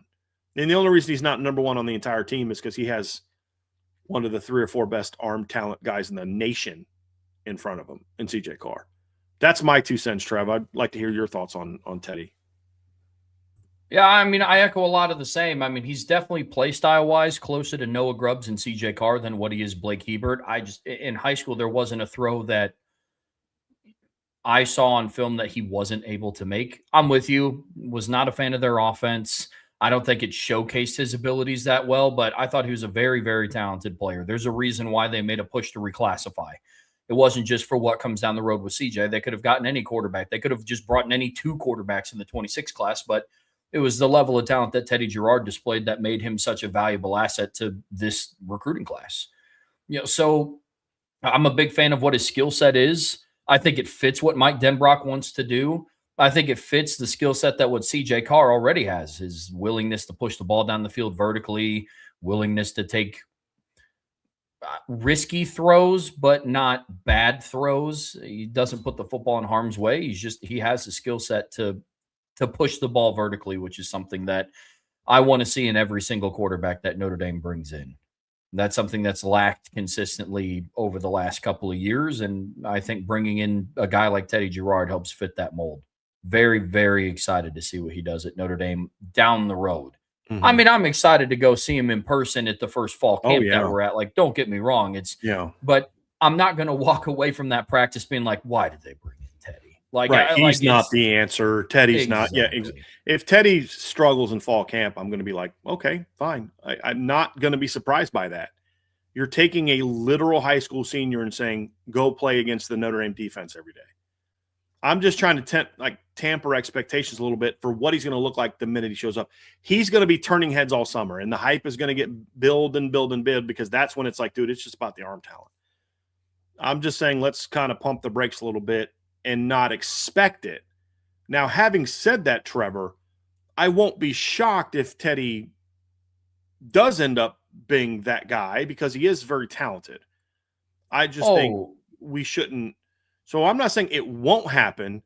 I'm saying if it doesn't happen, we shouldn't look at him as like maybe he wasn't as good as we thought. And the reason I'm doing this is because I've seen this play out before with Notre Dame fans. When a guy doesn't pan out as quickly as the consensus and the Twitter hype and the people on X thought he was, like if Bubba Frazier is not in the rotation and against Wisconsin, you're going to have people like, well, I mean, we heard all this hype about him in the spring. Why isn't he playing? Because Jay Greathouse is back. Like that's why I thought you guys said he was really good. He is. So are those 2 seniors and juniors that are ahead of him. That's my concern with Teddy is if he doesn't light the world on fire right away, then there's going to be those people that want to kind of start saying like, well, maybe one is good. And then now it's like, let's talk about the 27 and 28 quarterbacks. Teddy clearly ain't the guy. So I'm just trying to set a realistic expectation. And then if he surpasses that and he's as good as we think he can be sooner than we think he'll be, great. That's awesome. But the whole point was to get Teddy ready for 2027. If it's called, let him and Noah and Blake be in position to battle in 2027. I don't think it was necessarily to say, okay, we really need him to be the backup in 2026 because that wasn't the expectation for CJ Carr when he was a freshman. It was learn. Let Steve be the backup. You learn, you get better. You do your thing without that pressure. And then we all knew that CJ was absolutely going to be in the mix for the 2025 starting quarterback job. And that's the kind of the timeline that I think Teddy should be on as well when we start talking about the expectations for what he should or shouldn't be. Because we did see a little small group of people that were like, well, if CJ Carr can't beat out Steve Angeli as a freshman, then maybe he's not the guy you thought he was. I literally have seen people say that. So I just want to make sure that we pump the brakes a little bit. Brian, up next here on the Irish Breakdown podcast, brought to you by our friends over at FanDuel. We've already talked about the present, which is CJ Carr at quarterback for Notre Dame. We've talked about kind of the immediate future with who's battling it out for the number 2 spot. Teddy Gerard comes in over the summer. Let's widen the view a little bit and talk about the overall future and where Notre Dame sits on the recruiting trail so far with quarterbacks. There's good talent on the roster right now, and that's without a doubt. But now it's time to start talking about, what is life going to be like post CJ Carr? Because whether he comes out after the 26 season or the 2027 season, some of the quarterbacks that we're getting ready to talk about won't even be on campus until post CJ Carr. That's the reality of the situation. And if he leaves after 2026, there's a good chance that, Blake wins the job. There's a lot of scenarios about, hey, whoever the 27 or 28 quarterback is, when they step foot on campus, they could be competing for a starting spot potentially. Mm-hmm. Now, overall, we like where the talent on the roster is.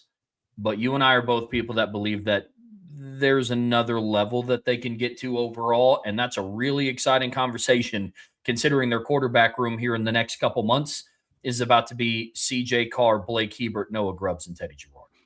Yeah, I mean, when you think about the future at quarterback for Notre Dame, Trevor, there's a lot of different things to look at. Obviously, it's the talent on the roster. Do you have potential impact players on the roster? And I would argue, yes, you have 3 guys that have the potential to be impact players. Are there floors as high as CJ was as a young quarterback? No. Are there ceilings as high as what CJ may be? Maybe not.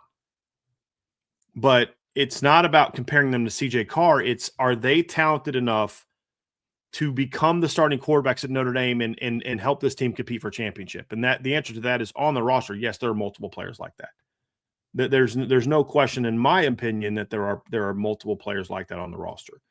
Then the question comes down to, okay, can you keep this going? Because here's the other reality, Trevor. The reason that you need to keep recruiting this position is because you may have that right now, but what are the odds that all 3 of these kids stay on the same team for the next 4 years? Sure.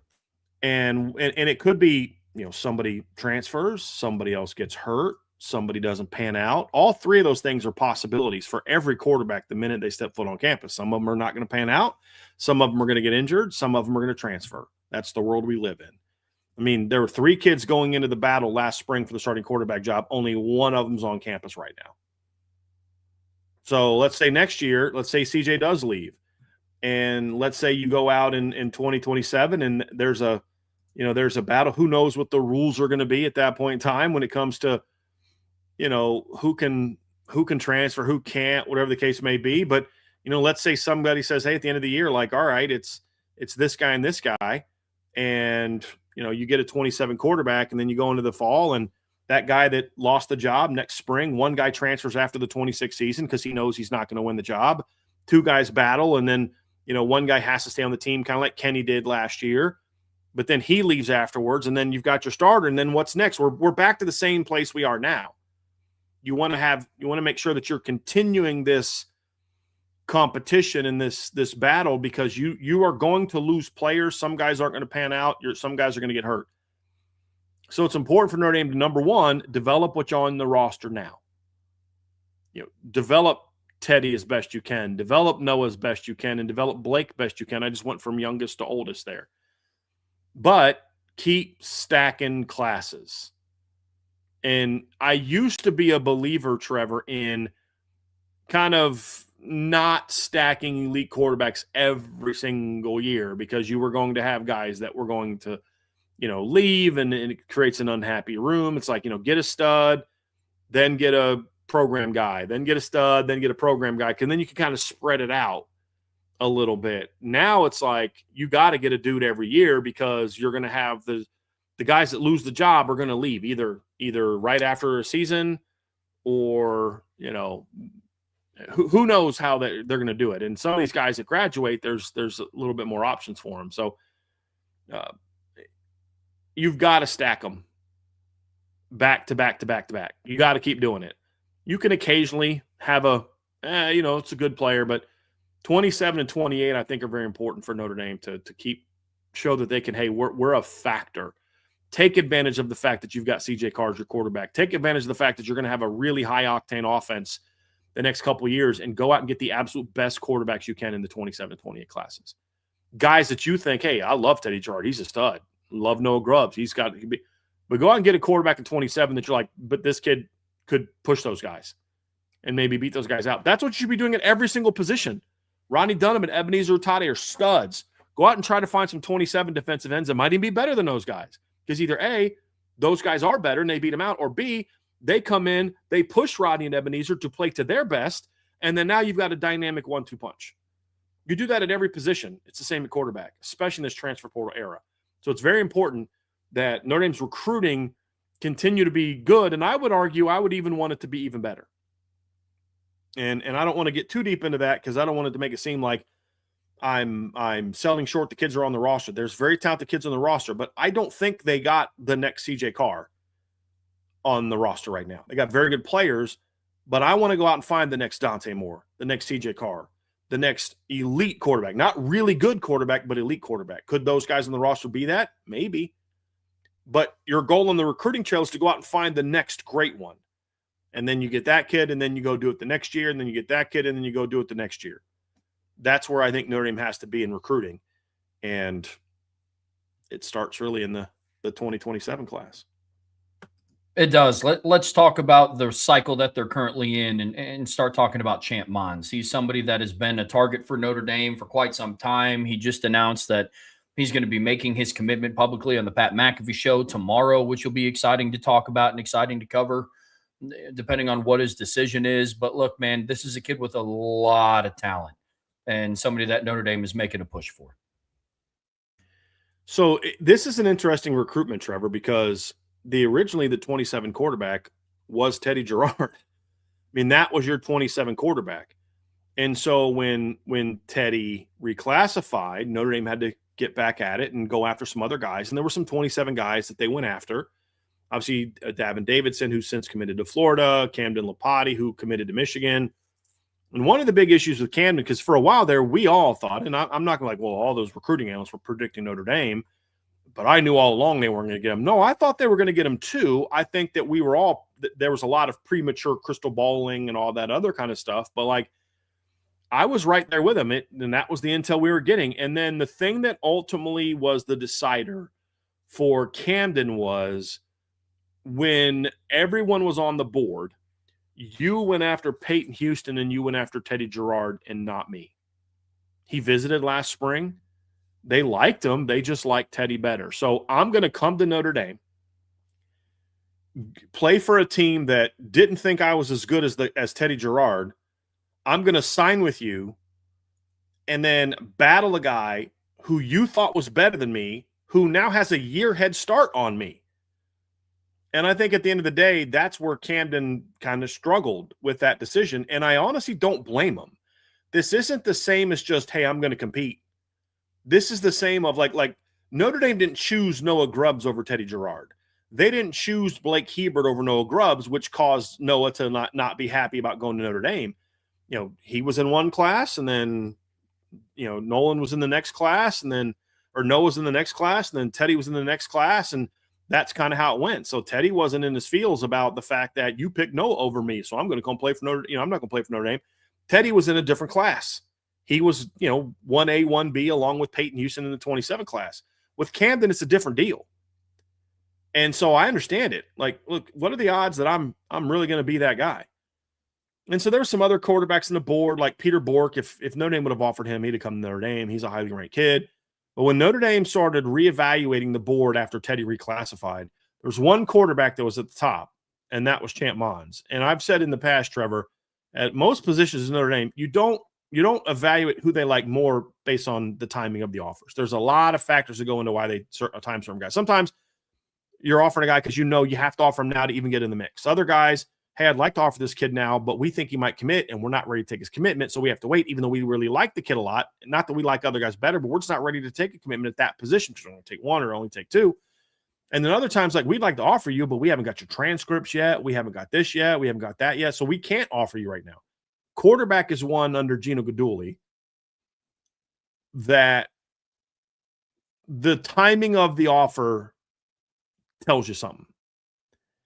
And Champ Mons, I believe, was several days, ahead of Davin Davidson and Camden Lapati. And I talked to a source at Notre Dame right after they were offered, and I said, because I asked, I think that I said, is the timing of the offers mean anything to you? Or should it mean anything to me? And they said, absolutely. Coach Guidugli offered these quarterbacks in the order in which he likes them. So that's why you had Champ and then some time, and then Davin and Camden like back to back.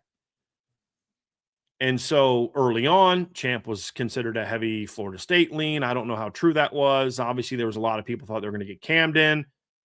But the thing about the recruitment with Camden Lapati is they wanted him. They would have taken him, but they didn't put the full court press on him. They didn't get into the bidding war with Michigan because they always had their mind and their eyes set on that April 18th visit that Champ Mons was going to make. His real name is Wonderful Mons. He goes by Champ Mons. This was the top guy on the board after they sort of did what they did. Now, here's why Champ wasn't as bothered by being a late offer as the other two. Because when Notre Dame recruited Teddy, Champ was in the 28 class. Champ actually reclassified, I believe, right after Teddy. Now, it wasn't related to Teddy's reclassification. It's just that's how it timed out because his season went on. So Teddy reclassified, like he basically started that process like on signing day. Remember, that's when the first rumblings were coming out that he's going to reclassify. Champ reclassified later in December. So Champ doesn't have the same feelings of, well, you targeted Teddy over me. He's a 28 kid. And so when they offered him, that was like, okay, cool. You like me. And so Notre Dame was able to build a relationship with him. Gino went down and saw him. Mike Denbrock went down and saw him. They built a really strong connection. I've heard some really good things about the support system around him is very strong. The things that they're trying to get Champ to understand, the maturity they want him to go through this process with, things along those lines. Obviously, money is going to be important for a quarterback. But from what I've been told, that wasn't a driver. That wasn't the things that his support system, parents and, agents and coaches wanted him to focus on. It's about the bigger picture. So Notre Dame was in it, but I didn't feel great that they were going to get him because he hadn't really been to campus before. That visit from like the first day he was there, I started getting some buzz from people like, hey, this kid is connecting real fast with people here.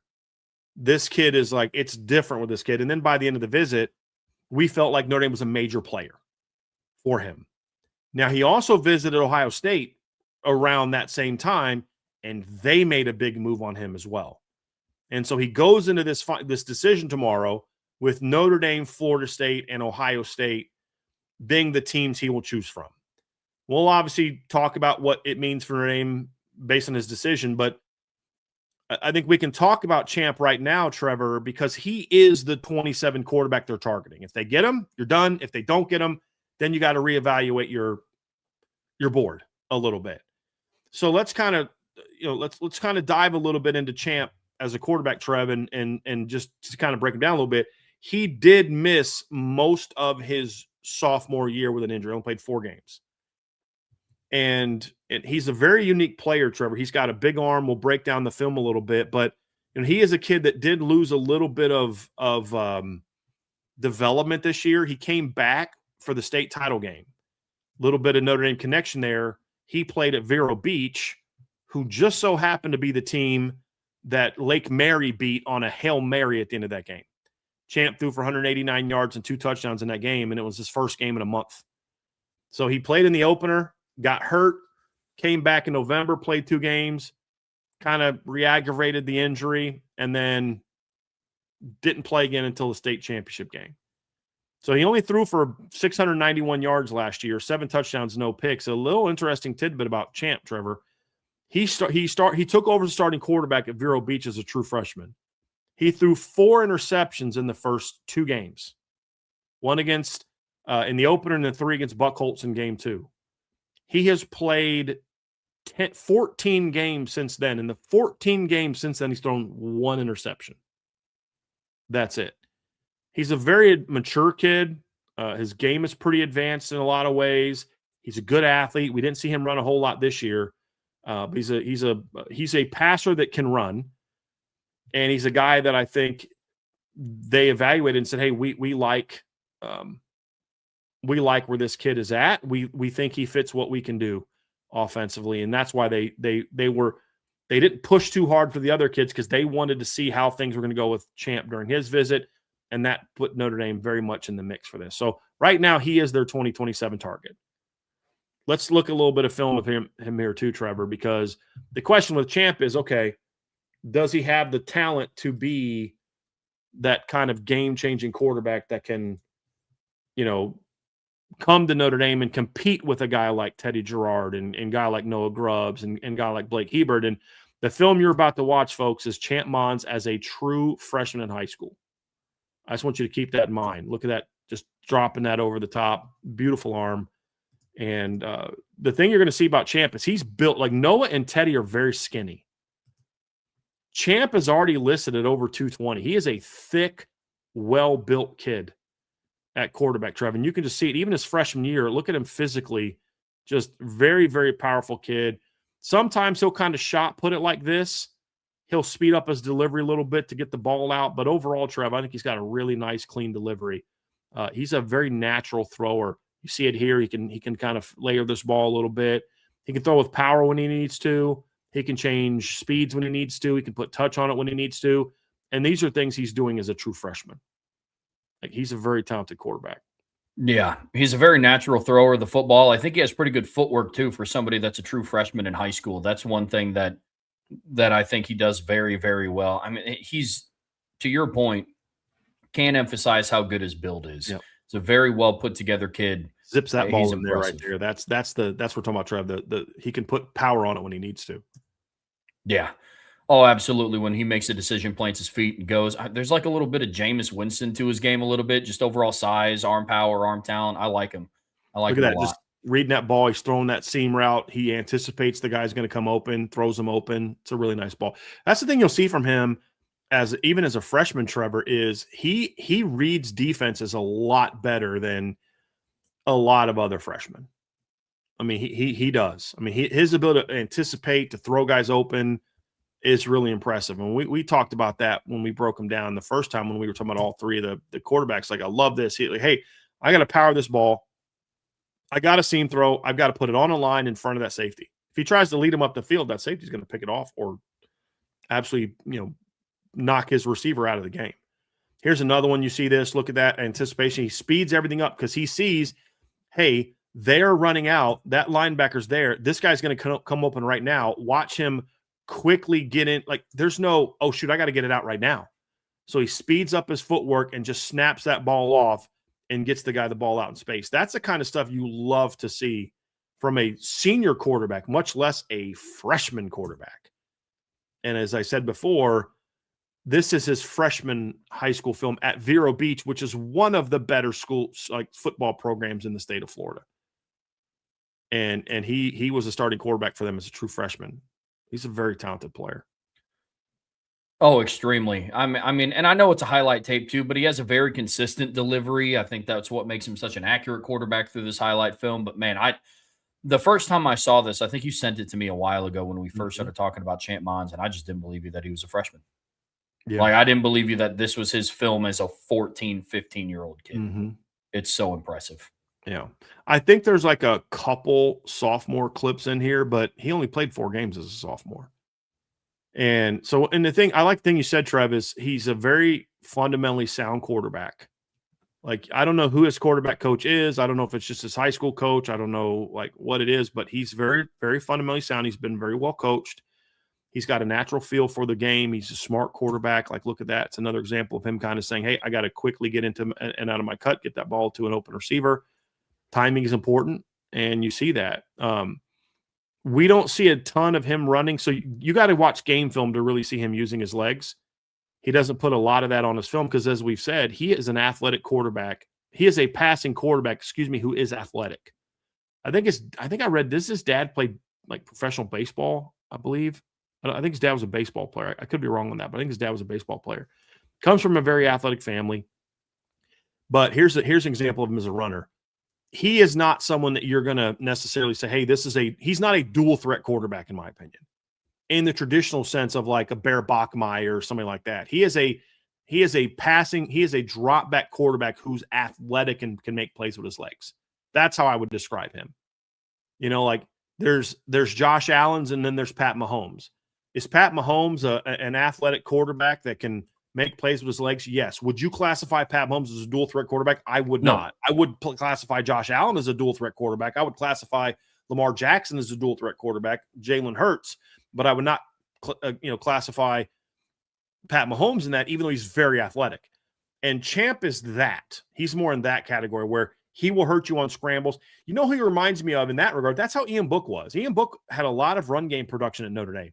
Very, very little of it was on designed runs. And he actually wasn't very good on designed runs. I still remember them trying to run quarterback outside zone with Ian Book, and I'm like, what are you doing? Like, that's just not his game. But Ian had a really good feel for tucking and running and taking off and using his legs to make plays. Champ brings a little bit of that, but obviously better arm talent than what Ian had. So there's a lot to like about Champ's game. He's a very talented quarterback. And right now, Trev, he is the target in 2027. We'll find out tomorrow if he's going to end up playing for Notre Dame or not. And then we can focus either on A, who comes next, or B, we can then turn completely to the 2028 class. But we're going to talk about that as well, Trev, because nationally, this is an absolutely elite special year quarterback. Elite special year quarterback. And I said this to somebody last night. Notre Dame could get a top 10 quarterback in like the number 10 quarterback in 2028 and get a stud. Like, it's that good of a class. And they've offered two kids so far. We're going to talk about both of them that I think both are just elite players. Like, I have a personal preference on one simply because I've seen him more, but they're both studs. And I would be happy if Notre Dame got either one of them. We'll start things off with Neiman Lawrence. Trev, this is a young man that you and I saw up close and personal last summer. He was at Irish Invasion on a day where there was a lot of talented quarterbacks on campus. Trayvon Towns was on campus. Malachi Ziegler, who was on campus. The kid that's I think he's committed to Tennessee. Is it Derek Baker? I think he's committed to Tennessee. Let me go look at but you remember the kid that was built like a linebacker? Remember we were talking about that kid? Thighs of a running back. Yes. Yep. Oh man, he was an impressively built kid, and I'm trying to see where he's committed. But he was there. We both were really impressed with him. I think he was for a kid from Tennessee. We were impressed with him. There's a lot of Derek Baker. He's committed to Tennessee right now. He's from Georgia. We were big fans of him as well. Of course, Drake and Foster was there, who we think has got just a really great arm in the 27 class, but he's 5'11", $180. But the kid that just flat out blew us away the most that day, and it was me, you, and Sean Davis, and we're all like kind of saying the same thing, was Neiman Lawrence. He's just one of those kids, Trev, that comes along and you're just like, God just, Bible tells us that we're kind of, God we're like balls of clay, and he kind of molds us in the womb and all that type of thing. And, we're all given certain gifts in life, right? Some people have the gift of giving heart. Some people have, gifts in certain, art. They're more artistic. Some people are more analytical. Some people are more emotional. We're all built different. One thing that I can say is God built Neiman Lawrence to be a quarterback. Like, that young man was like, he got that thunderbolt of arm talent, from birth. And it's a special thing to watch. And, he can throw the football, man. And that's what I love. I mean, the three kids that we're going to watch today, Champ Mons, Neiman Lawrence, and Kingston Preyer, are all just, in my opinion, elite talents. They have elite arms, like rare arms. And that's why I'm excited that Notre Dame is going after these guys. Because, yes, they're more mobile and that, but they're throwers. That's the thing, is they are throwers. They are passers. And we're going to talk about Neiman Lawrence here. He has obviously spent this past year at Miami Northwestern playing for Teddy Bridgewater, and then he's transferring to American Heritage for his junior season, and will play for American Heritage. We're going to get to watch a little bit of Neiman. This is also from Neiman's freshman year. Now, I haven't seen him, I haven't seen sophomore highlights of him yet, but I've watched a few of his games from America at Miami Northwestern.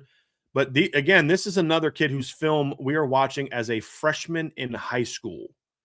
Trevor, you and I saw him in between his freshman and sophomore year. This kid has absolutely special arm talent. I love how he handles the pocket. You see that right there. He's a pretty strong kid for his age. Great feel in the pocket. Very athletic, but an absolute just tremendous arm strength or arm talent. I don't know that I'd say he doesn't like Josh Allen's bazooka for an arm yet, but he has plenty of arm strength. It's the Jimmy Clausen-ness of his game that I love. Just the feel for throwing the football, the ball placement, the accuracy that he has. That really is what I fell in love with when watching this kid. And he's got one of the most natural throwing motions that you'll see. It's just like he throws a football like you and I breathe. You know, like look at that play right there, Trevor. This is an absolutely incredible play that he makes right here. We'll look at him moving around. You don't even see him on the screen. You see the ball come out. And you're like, how did he get free of all of that? And then how did he find that guy and throw an absolute rope right on the money to this kid and hit him on the run? You know, like, Trev, I thought I was a pretty good high school quarterback, and he's one of those kids that makes me realize I wasn't that good when you watch a kid like this play. You know, he's got a lot of this to him. Yeah, man. I mean, this is just an exceptional talent. And like you said, it's a little bit of I don't want to say bias, but a little bit stronger of foundation analyzing him because we saw him in person. Mm-hmm. And it's cool to be able to watch somebody in high school in person, and then you get to go back and watch their highlight film, and it's like, oh, yeah, okay. I see why they were able to do the things. He's not just a camp hero. Yes. You know, you get those kids that are great at camps, but then you put a defense in front of them and all that, and they're like, yeah, that ain't the same kid. That's what was nice to see, Trev. You're like, oh, he's even better when you put the pads on and he gets to improvise and make plays. But like, there's another example of saw a champ where he sees the route, gets the ball out quick. Look how clean, compact, and precise that throw is, just right on the money. And you see that throughout games. You know, at times his feet will get a little bit rushed when he misses. And you could see this last year at Miami North. When he misses, it's a lot of times it's his feet kind of get a little bit sped up. He's got to work on that. But he's a really natural thrower, Trev. Just look at how easy it is. And that ball comes out with zip. Look how natural he zips that. But that's not a super far throw. That's about a 15 to 12 to 15 yard throw. But just look how easy it comes out. And it's really impressive to watch. Really impressive to watch. Yeah, the biggest thing that I saw on film and in person is a lot of what he does is very effortless. Mm-hmm. Like there's not a lot of, sometimes you talk about quarterbacks and you have to watch them put their heart and soul into a ball to get it to go 35 yards on a rope. This kid, it's effortless. He's going backwards when he throws the ball on this one. I mean, again, it's a slant route, but look how just quickly and it just explodes out of his hand. And his understanding of, now he doesn't always place it right because, as I said, his feet will get him in trouble at times. But he has a tremendously advanced feel for where to understand ball placement's important. Like that right there. That ball's got to go on the gut. That ball can't be high. You know, when to throw it on the back shoulder, when to lead a guy, things along those lines. Somebody just compared him to Everett Golson. That's another good comp for him as far as just an effortless thrower. I think what he has that Everett didn't have is he's a more accurate passer than Everett was. But the effortlessness with which he throws, the pretty nature comes out. Everett's the only person that I've compared to Jimmy as far as like just the way the ball looks coming out of his hand until we got to CJ Carr. Like it's one of those things where it just looks different. Like, look at that. He's banging a comeback route like it's nothing. Just effortless, just bam, just flicks it out there, Trevor, right on the money. He's a special talent. I've seen people rank him in the 50s on the recruiting services, and that's simply because he's 6'1".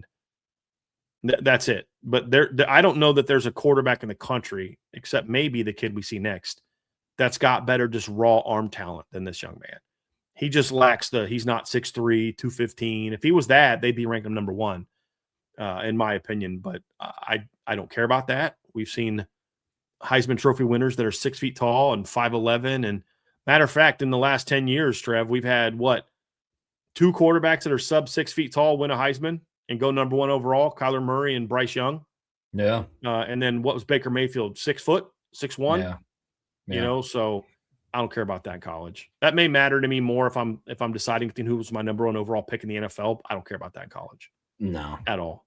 Not when you have this level of arm talent. No. No. Yeah. Yeah, I'm with you completely, man. I mean, this kid's special. Yeah. Now, listen, let's talk about, like, from a recruiting standpoint, as you guys get to continue to watch Neiman's film. Notre Dame got in on him pretty early, obviously, and there was enough interest in him to make a visit to Notre Dame last year. And he has since made, I believe, 2 visits to Notre Dame since then. I believe he was at a game this fall. I'm going to have to go back and check that, but I believe he was. And then he was here for a spring practice. Notre Dame is doing very well with Neiman Lawrence. Now, is it a done deal? Have they closed on him? No, obviously not. There's a lot of other schools still recruiting him. I don't know what his timeline is, but I do know that that's a ridiculous throw that he just made right there. Like, that's just one of those ones you're like, what are you doing? Great pass.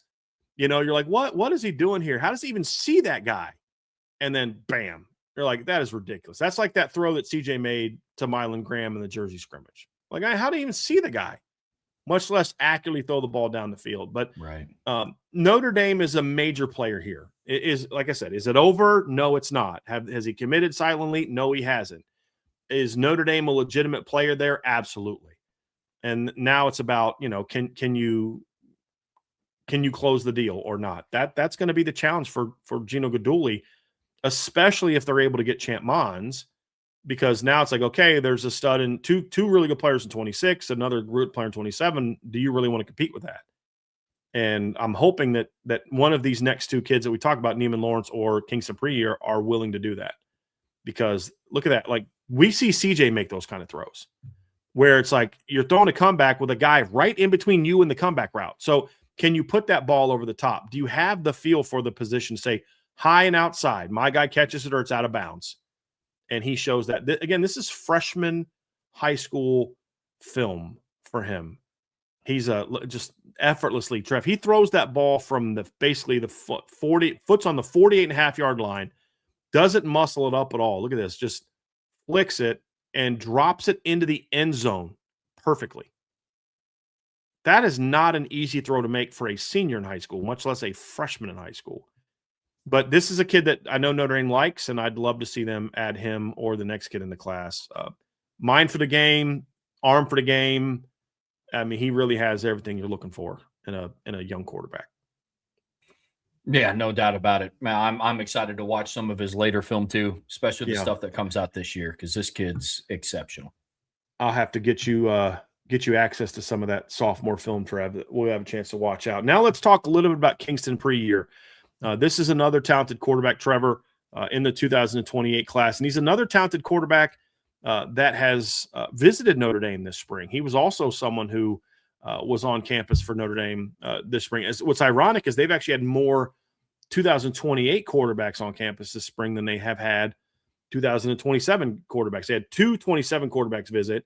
They've had, I believe, 4 28 quarterbacks visit this spring. Now, there's been other 28 quarterbacks that have visited in the past, but 4 that visited this spring.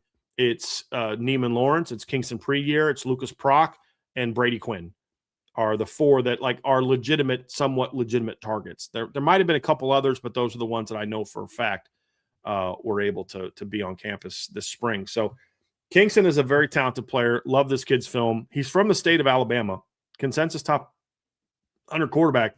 He's got a little bit more of the body that you want in a quarterback. He's over 6'2". He's a little taller, a little thicker than Neiman, but arm talent is, in my opinion, every bit as good. I don't know. There's some things he's not quite as smooth with that Neiman is, but I think his arm is more powerful than Neiman's is. So, like, there's some give and take. There's some things I like better about Kingston, some things I like better about Neiman, but they're both extremely talented quarterbacks. I think there's a little bit more dual threat to his game than Neiman's, but again, he's still a passing quarterback that can run as opposed to a true dual threat quarterback.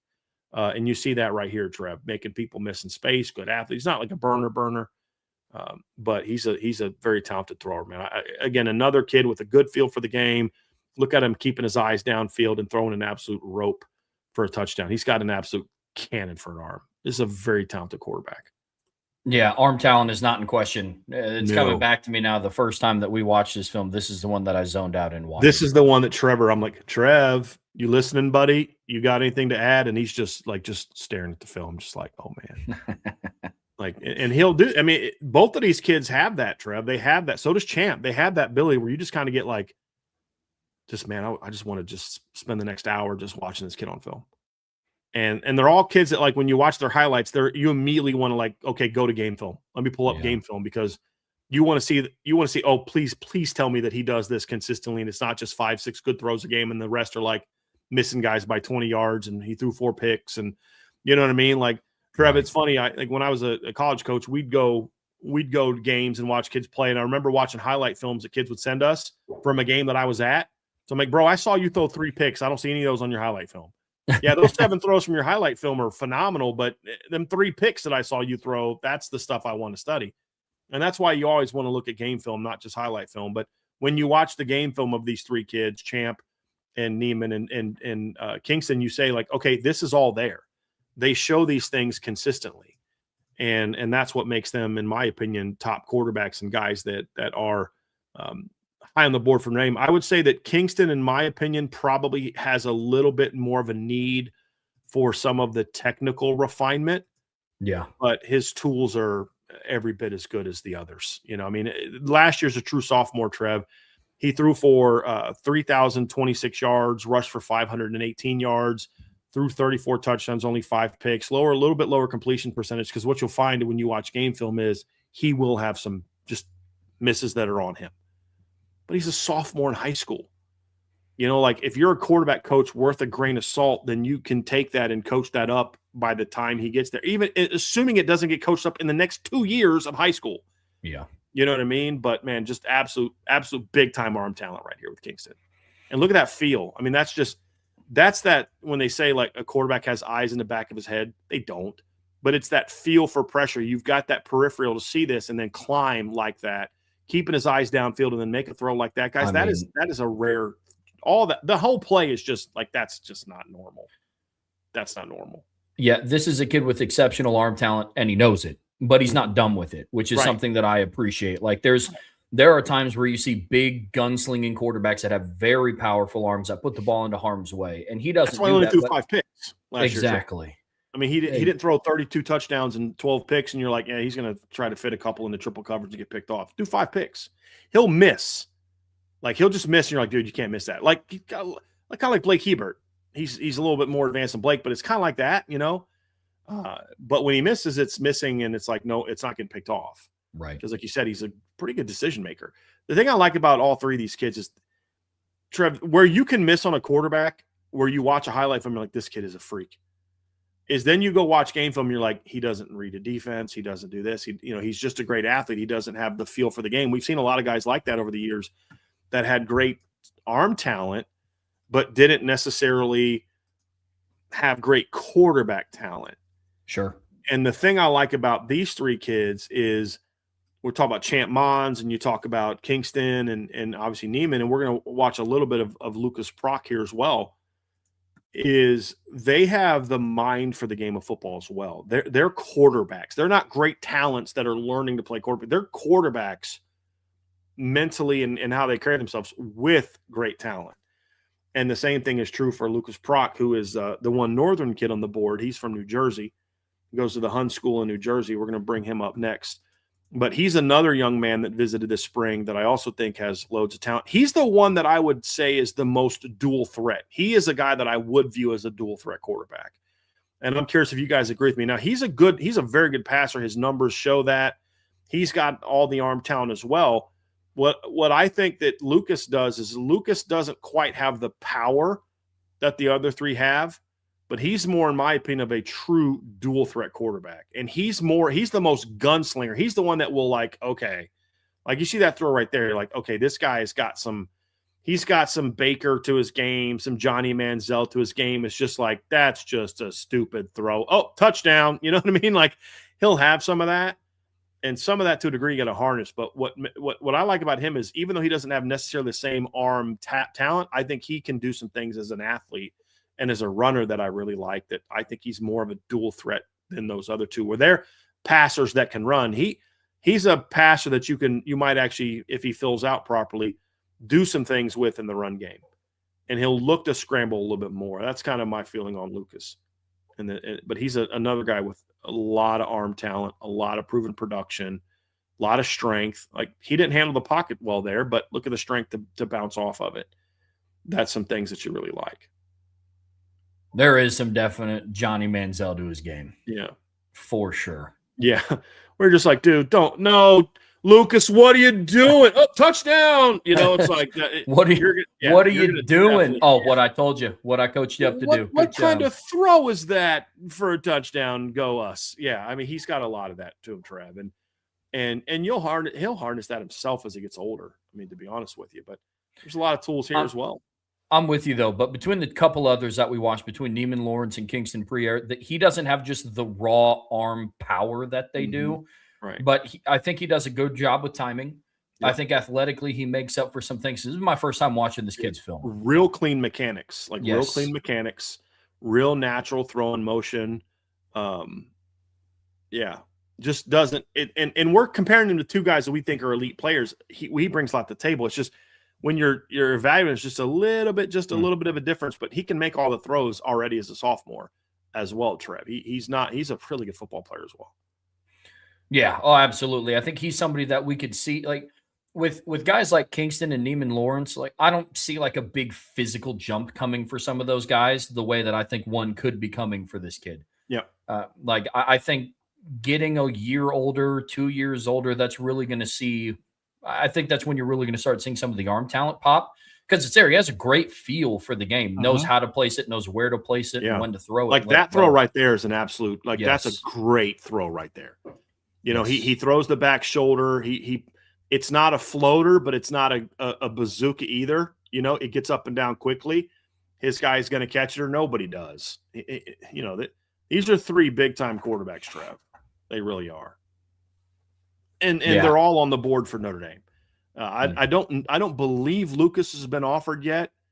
It wouldn't shock me if they offered him at some point in time soon. I don't think he's been offered yet, but he's another one of those really talented players. This 28 class is so good, Trevor.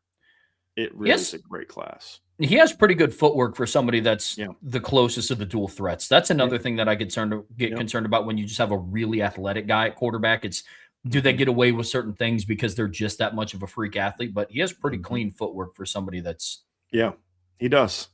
He does. So that's Lucas Prock. Let you guys watch a little bit of his film too, Trev. Obviously, there's a lot of schools in the mix for all these kids. Notre Dame is in the mix. Obviously, he visited this spring. Ohio State has offered him. Penn State. I think again it's a little early in the process for a lot of these kids. I don't know that any of them are necessarily in a situation where, okay, they're going to go decide tomorrow. I would love it if one of them did. That would make me very happy because then you could kind of get your 2028 quarterback already in the mix. But they're definitely guys that have offers from all the big boys, and they're guys that have legitimate interest in Notre Dame. So now it's just about, hey, can you close the deal on one of these guys? And that's going to be the big key, really big key. But shocker, the last three visits that Kingston Priere has made is to Notre Dame, Alabama, and Auburn. Well, there you go. Well, yeah, he's from Alabama, and that. But that's the thing you like too is Notre Dame's like, yeah, I don't care about going to Alabama for a quarterback. We'll go down there. We'll battle down there. We'll make our run and see if we can get him. But like Lucas Prock has visited. Obviously, like we said, he visited Notre Dame this spring. He visited Auburn, Virginia Tech, LSU, Penn State, Ohio State. So like I said, there's big time. These are all big time quarterbacks, Trev, and guys that a lot of people are after. But what I love about this class overall is that it's not like, hey, if you don't get this guy, you're kind of in trouble. Like there's a lot of talented quarterbacks on the board. And then you just got to try to find the one that you want and go get them. So that makes your margin for error a little bit better when it's such a deep class.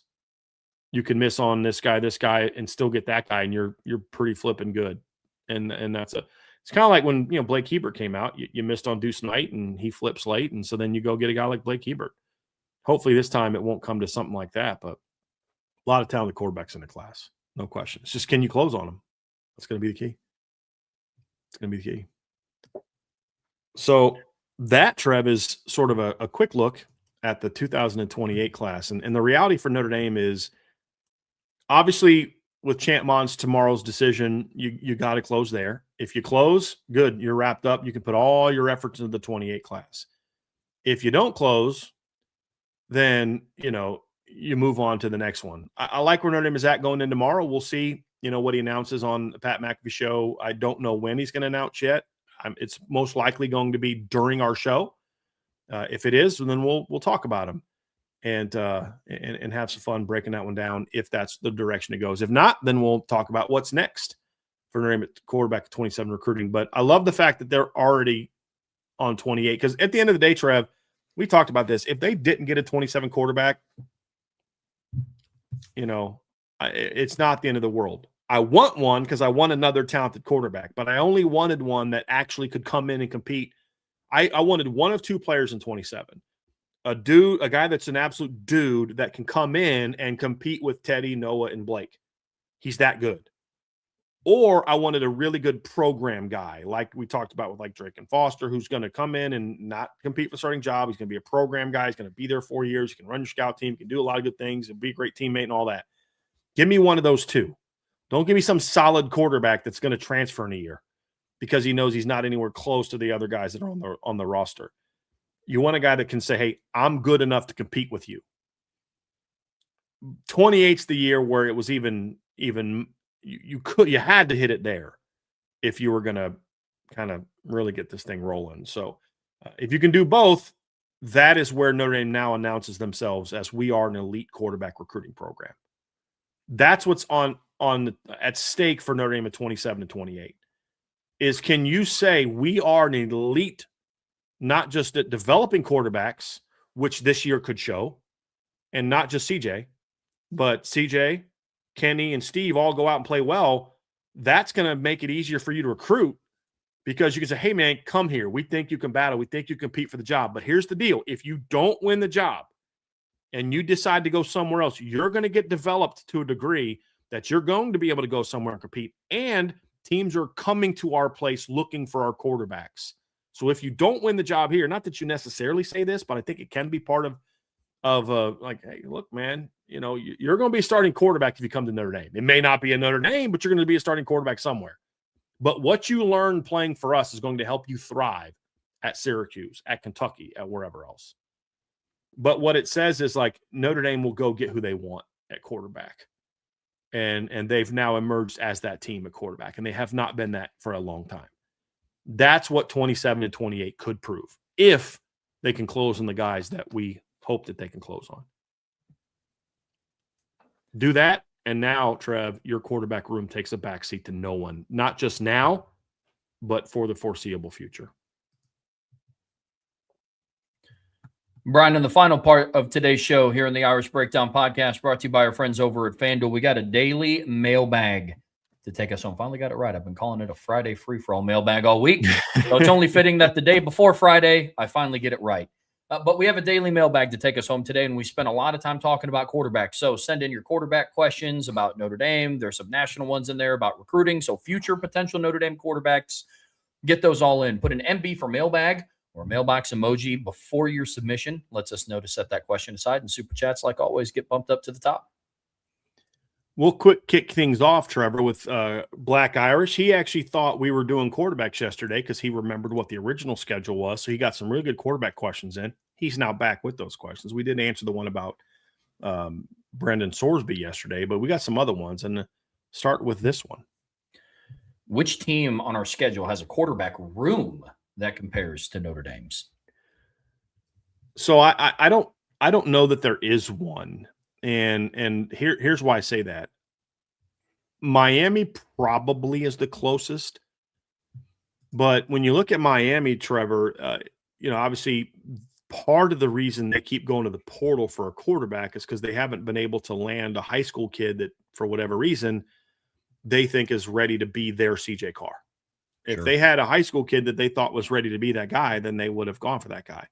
They do have Luke Nickel, who I think is a solid quarterback. He's a redshirt freshman. If the name sounds familiar, he's a Georgia kid. He is the younger brother of Jack Nickel, who was a tight end that was committed to Notre Dame for a time. He ended up going to Michigan State, but this has been several years ago now. Luke's a talented quarterback. There's some tools there. So that's why I say, Miami might be the closest thing to that. He was ranked number 101 overall by On3. I think it was a little too high. He was ranked number 247 by 247. I think that's a little bit closer to his range. He's got some tools. He's more of a gamer than he is like a big-time talent. He's not like that 6'4", 215-pound, like rocket arm kid. He's a good college quarterback. They didn't think as a redshirt freshman he was as ready as what C.J. Carr was to take over last year. That's why they did what they did in the portal and went after a lot of different guys. Tried to get Sam Levitt, tried to get several guys, and then they went out and obviously tampered with Darian Mensah to get him to come to Miami. So I just don't think the depth at Miami from the quarterback position is ultimately where you want it to be. And they haven't been able to kind of land. Like there's no Teddy Gerard on their roster. There's no CJ Carr where you look and say, hey, give us one more year of this guy because next year this is going to be the guy. There isn't that type of player, in my opinion, on their roster right now. Maybe Luke Nichols steps up to be that guy, but I don't think you're not going to sign him and be like, oh, he's our Dante Moore. He's our next big guy. I just don't know that they have that on their roster this year, Trev. And that's why they keep going to the portal. They did sign Darian Coleman this past season. He's an intriguing player because I think he's talented, very talented. He's like 5'11", $170. Like he's one of those guys that trains with Braylon Trujillo, who trains Nolan Grubbs. Very talented player, but can that translate to college? So that's where I think his emergence could determine whether or not Miami has a future, quarterback depth chart that could allow them to maybe not have to keep going to the portal in future years. But I think at some point in time, I do think Miami would prefer to go out and get a high school quarterback that can be that guy. And then they did get a guy in 2027. They went after Israel Abrams, who's an Illinois kid, who's a top 100 quarterback. 247 ranks him as number 14 player in the country. So I think Miami wants to get to that point where they're doing what Notre Dame is doing now. I do think that's the goal. Miami fans could correct me on that, but I think that's the goal. That's why you go up to Illinois and get Israel Abrams. That's why they're recruiting Neiman Lawrence and some other 28 kids. But they're also kind of like where Notre Dame was in 2024, which is we don't have that guy yet, so we're going to go to the portal. And we'll see if that can be the guy. But I just don't think Miami has their Teddy Gerard, their Noah Grubbs, their CJ Carr on the roster right now. I think the best option that they may have for that is a 27 kid who's not even on campus yet. So that's why. So I think you're going to see them go to the portal again next year at quarterback. I think Miami's going to probably spend another couple years going to the portal unless they can go to the portal next year and get someone with multiple years of eligibility. Like that would be ideal, but that doesn't happen a whole lot, Trev. And like with the high level guys, normally they're kind of like, oh, I'm going for 1 year and getting that big payday and go pro. That's kind of where Miami's at. SMU is actually in a decent situation, Trev, because they signed a freshman quarterback that I really like, a kid that we've seen in person. They signed Malachi Ziegler in the 26 class. I really like Malachi. Especially, I would have taken him at Notre Dame, honestly, in the 26 class if he wanted to come. They liked other guys better. That's fine. But if Malachi wanted to come, if they would have offered Malachi over Noah Grubbs, I'm like, all right, cool. I get why they went after Noah. I think it ended up being the right decision, but there's a lot I like about Malachi. He was one of my favorite quarterbacks in last year's class. And he's going to SMU, and I think he's perfect for that system. He gets to learn under Kevin Jennings for a year and then become that guy. So I think that you could argue that SMU might have the best quarterback room, even though I don't think their starter's as good as Miami's starter.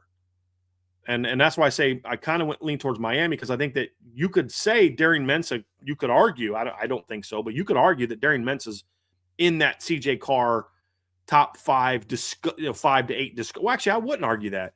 I wouldn't put him ahead of CJ Carr, but I would absolutely put Darian Mensah in that top 5 to 8 quarterback in the country range, which you and I both did, I believe, when we did our top 10 quarterback ratings. It's just I don't think there's anyone after him. At SMU, I do think they signed their quarterback of the future in the 26 class. Will he be ready enough to go next year? That I don't know. But I really like him.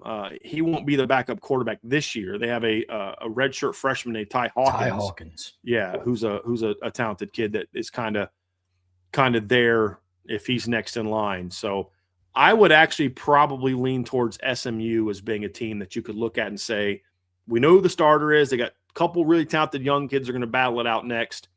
Let's see if they're ready to be that guy. Yeah, overall, Chris, my answer was SMU for the reasons that Brian laid out. It's kind of like earlier, around February, I put out an article kind of ranking the position groups that Notre Dame was going to go against. And one of the ones that I had a hard time with was running back.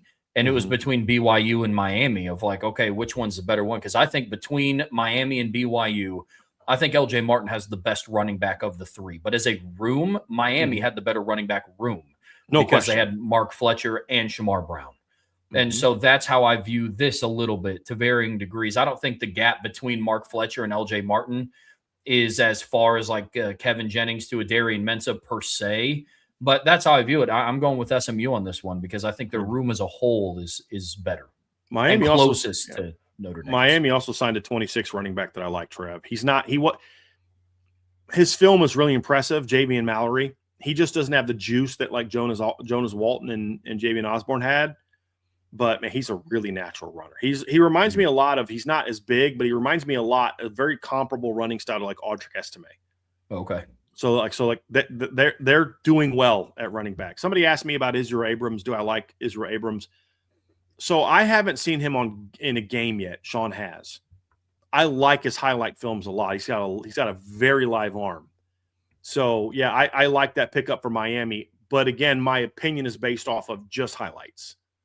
I haven't watched game film, but tall kid, athletic, live arm, can throw the ball down the field, pretty clean throwing motion. He's a good quarterback. And an Illinois kid is Miami continues to try to come to Notre Dame's backyard and take guys. So, which is smart. They've had some success out of Chicago over the years. So he's a good quarterback.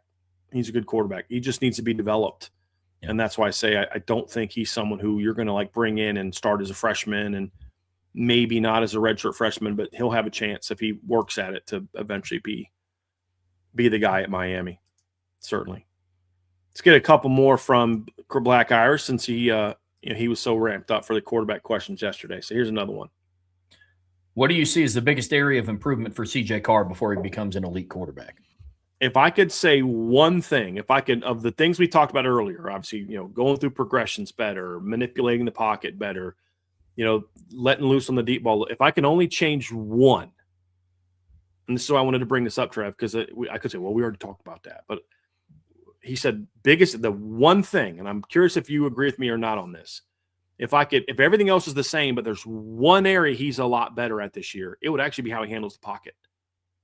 If everything else is the same as it was last year, but he's way better moving in the pocket, stepping up and taking off when he needs to, handling pressure, those type of things. If that's the only thing CJ makes a big jump at this year, okay, that would be the one thing. Now, I'd like for all of it to get slightly better, but that's the one that I think could impact his game the most because everything else is already still pretty good. That's the one area that I just think, I don't think that's a strength of his at all. If that can be something he's good at, then all of a sudden his game, even if everything else is just kind of about the same as it was last year. Yeah, mine's kind of a tie between two things. One is what Brian was talking about. The other one is just also accepting and knowing when a play is dead.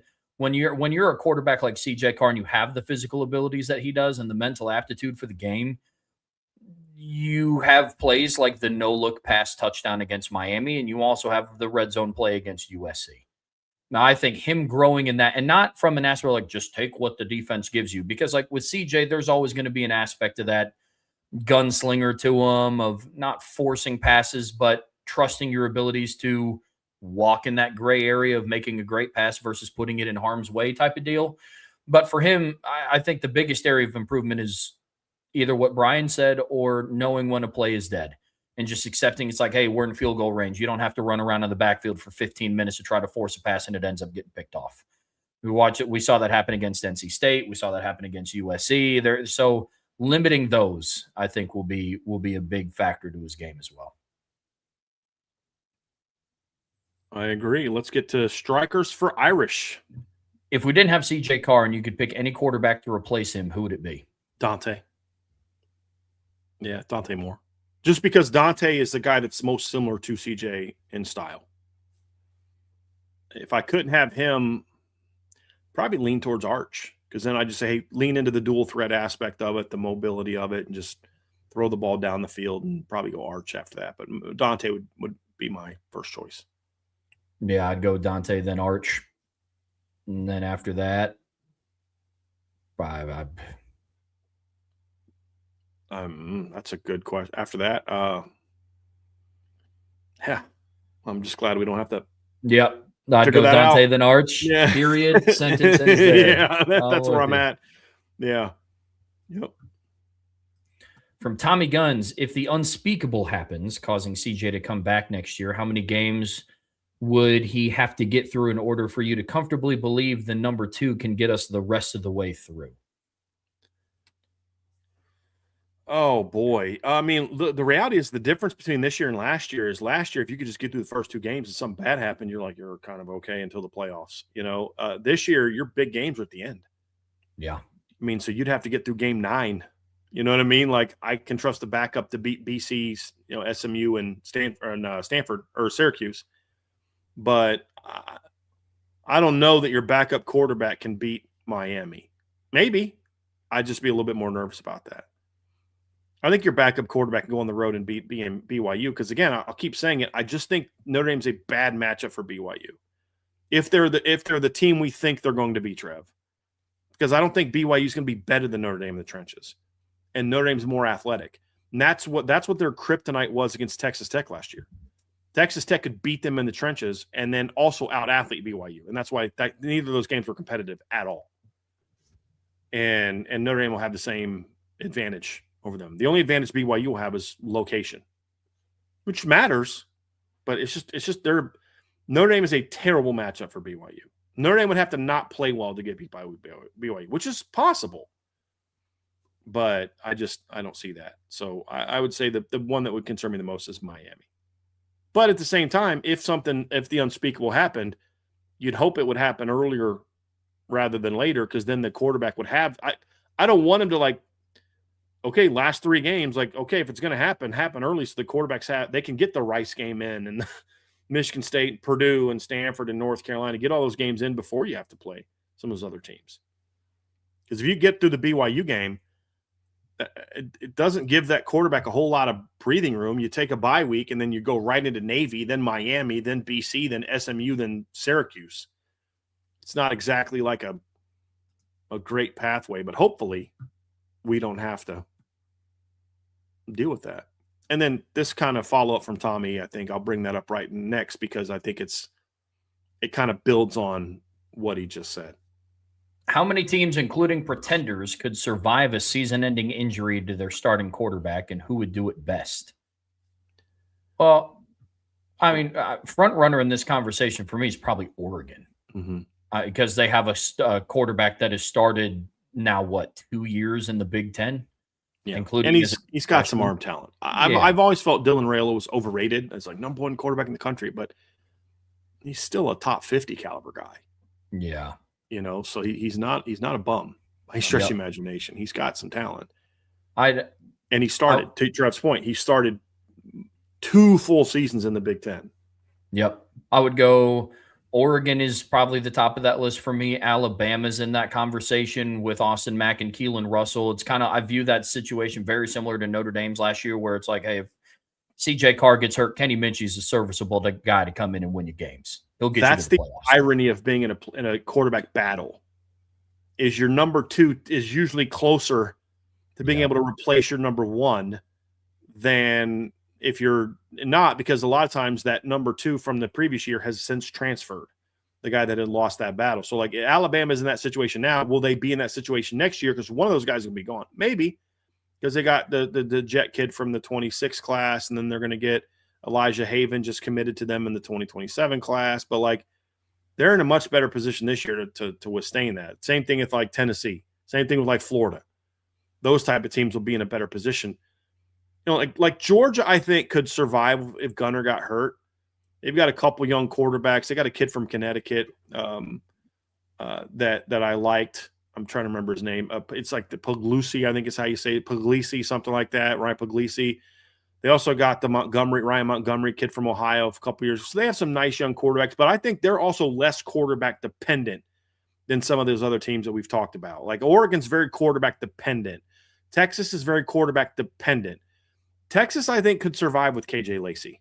I like KJ Lacey, but they're not going to be nearly as good as they are with Arch. Notre Dame would be able to win some games because of their offensive line, not necessarily because of their backup quarterback. But like, there's a drop off for all those teams. I think Georgia would be better suited because Puglisi's got some. I'm probably butchering his name, so apologies if I am. He's got some experience. He's also a really athletic kid that could kind of do exactly what Gunner's doing with the defense to support him in the run game and things like that. So I just think the style of play that they run makes them better suited to plug and play quarterback, which we kind of saw when Gunner got put into the lineup against Texas and then Notre Dame. So I think Georgia, because of their talent and then the system they run, is another team, Trev, that I think would be in a position where they could survive better should they lose their quarterback for a period of time. Virginia is another team on that list for me as well. They're very quarterback dependent. We saw that last year with Chandler Morris, and their two quarterbacks going through the battle right now are Bo Perbula and Eli Holstein, the former quarterback at Pitt. It's interesting because they're like, I think the only major school that's going through a quarterback battle right now where both guys are transfers. And I think that's an interesting dynamic to that. And their play styles are very different. So depending on who wins the starting job versus who's the backup, I think Virginia can handle it pretty well too. I think they should be in this conversation. Missouri is another one with Matt Zollers as the backup quarterback. He's been through it already. He's had to come off the bench and replace last year, obviously, Bo Perbula and Sam Horn. As long as his head's in the right space, he'd be able to do the same thing with Austin Simmons this year. Yeah. Trev. So that's another one. We already mentioned all the teams that are in quarterback battles. I'm just trying to go through a couple other teams and see if there's anybody that kind of pops out to me. I mean, Texas Tech, it can't get any worse than what it is. From a talent, you could talk about Ole Miss. I mean, with Deuce Knight backing up Trinidad Chambliss. Yeah, that's actually not even like it's a good one, Trev. I could definitely see that. I think Deuce stepped in last year and looked really good. Now, again, it was against an FCS team, but it was against a top 25 FCS team, and he tore him up. Here's another one, too. Houston with Keyshawn Henderson. Now, he's a true freshman, but he's really good. Like, if something happened and Connor Wegman went down, there's enough talent around him in the way that they could run their system. They could protect him a little bit. But Keyshawn Henderson's as long as he puts in the work and has got his head on straight and all those type of things that are true for every young quarterback, he's a future star. Perfect world scenario for Houston is that he gets to groom behind Connor Wegman this year, get him into some backups, some backup snaps at times, late in games. If you're up at all on a team, you're putting him in the game, in my opinion. Heck yeah. And letting him go. Tavian St. Clair from Ohio State is a guy that might be able to step in because of the talent around him, and they'd be okay there. That's another one. What's interesting, Trevor, is do you know if something happens to Bryce Underwood, do you know who they probably turn to at quarterback? Tommy Carr. Tommy Carr, baby. CJ's little brother had a really good spring game from everything I've read. Really good spring game. He just had a really good spring. I've heard really good things about him. Agreed. Yeah, that's an awesome story. Playing for his dad's alma mater, playing where his grandpa coached. I'm glad that one of the Carr boys was able to play at Michigan. I am. I'm just glad it wasn't CJ because obviously we're glad he's in Notre Dame. But, I'll want him to lose every game he starts at Michigan but throw for 400 yards. That'll be kind of my modus operandi when it comes to the old Wolverines. From Ball Peen Shillelagh, if you could mix and match quarterbacks from all the teams on Notre Dame's schedule, which quarterback on which team would be the hardest possible opponent and who would be the easiest? If you can mix and match quarterbacks from all the other teams on Notre Dame's schedule, which QB on which team would be the hardest possible opponent? Ooh. I think it's already what is true. I mean, I think it is Darian Mensah at Miami. I think that's still – I don't know that there's another quarterback that I would put on that roster. Like, I don't know if Kevin Jennings would necessarily be better there than he would. Maybe that'd be the only one that maybe you could think of. I think I know what you're smiling about, Trevor. I'm going to let you say it and see if it's if we're on the same page. You smirked like you had a good one. What was yours? I'd put Kevin Jennings on Navy. Okay. With that, I thought you were going to say Bear Bachmeier at Navy. But yes, Kevin Jennings at Navy would be an interesting one. I think Bear at Navy would also be a very interesting one. Yeah, those would be two really fun. I mean, dude, Colton Joseph at Navy. Oh, that's the one to put at Navy right there, dude. Yeah, that's the one right there. Colton Joseph at Navy. The one. Especially Jennings with the great at Air Force because they do so much shotgun stuff. Colton Joseph at Navy would be a really dynamic one. Yeah, I think Bear would be an absolute bull at they might move him to fullback if he was at Navy. You know what I mean? Yeah, like that. Honestly. Like, seriously. Yeah, that'd be a good one. Who would be the easiest? Yeah. I don't know. Alicio Melihovicevic on Navy. Like on Rice. Yeah. Yeah, like that would be Yeah. Rice's quarterback on Rice, like probably the easiest. Yeah, I mean, being honest. Yeah. I'm not trying to be disrespectful, but I'm just saying. Yeah, it's a good one. One that I think that would put up numbers. I don't think it would be a hard matchup for Notre Dame, but give Steve Angeli Miami's weapons. Yeah.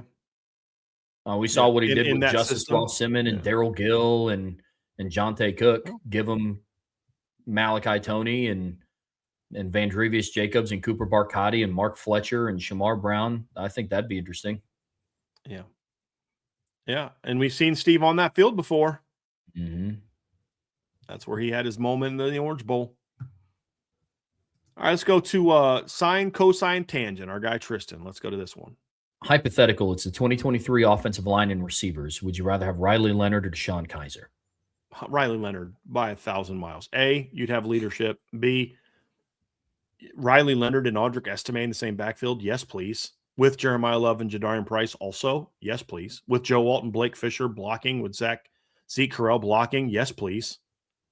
Yeah, I'll take that.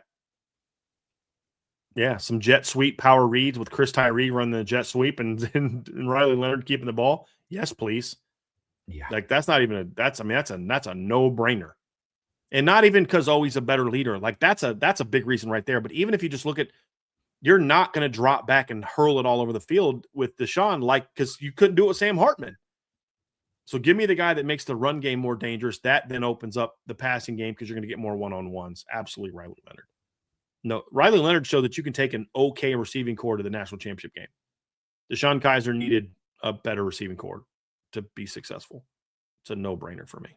Agreed. No-brainer.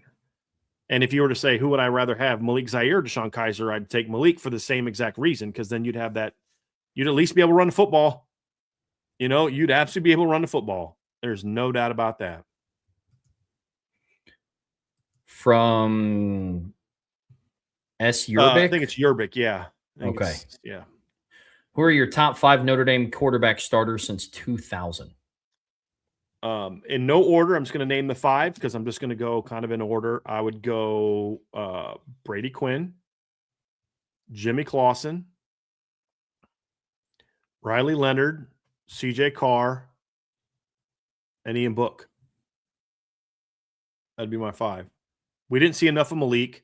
Everett was really good in 2012, but his 2014 was kind of disappointing.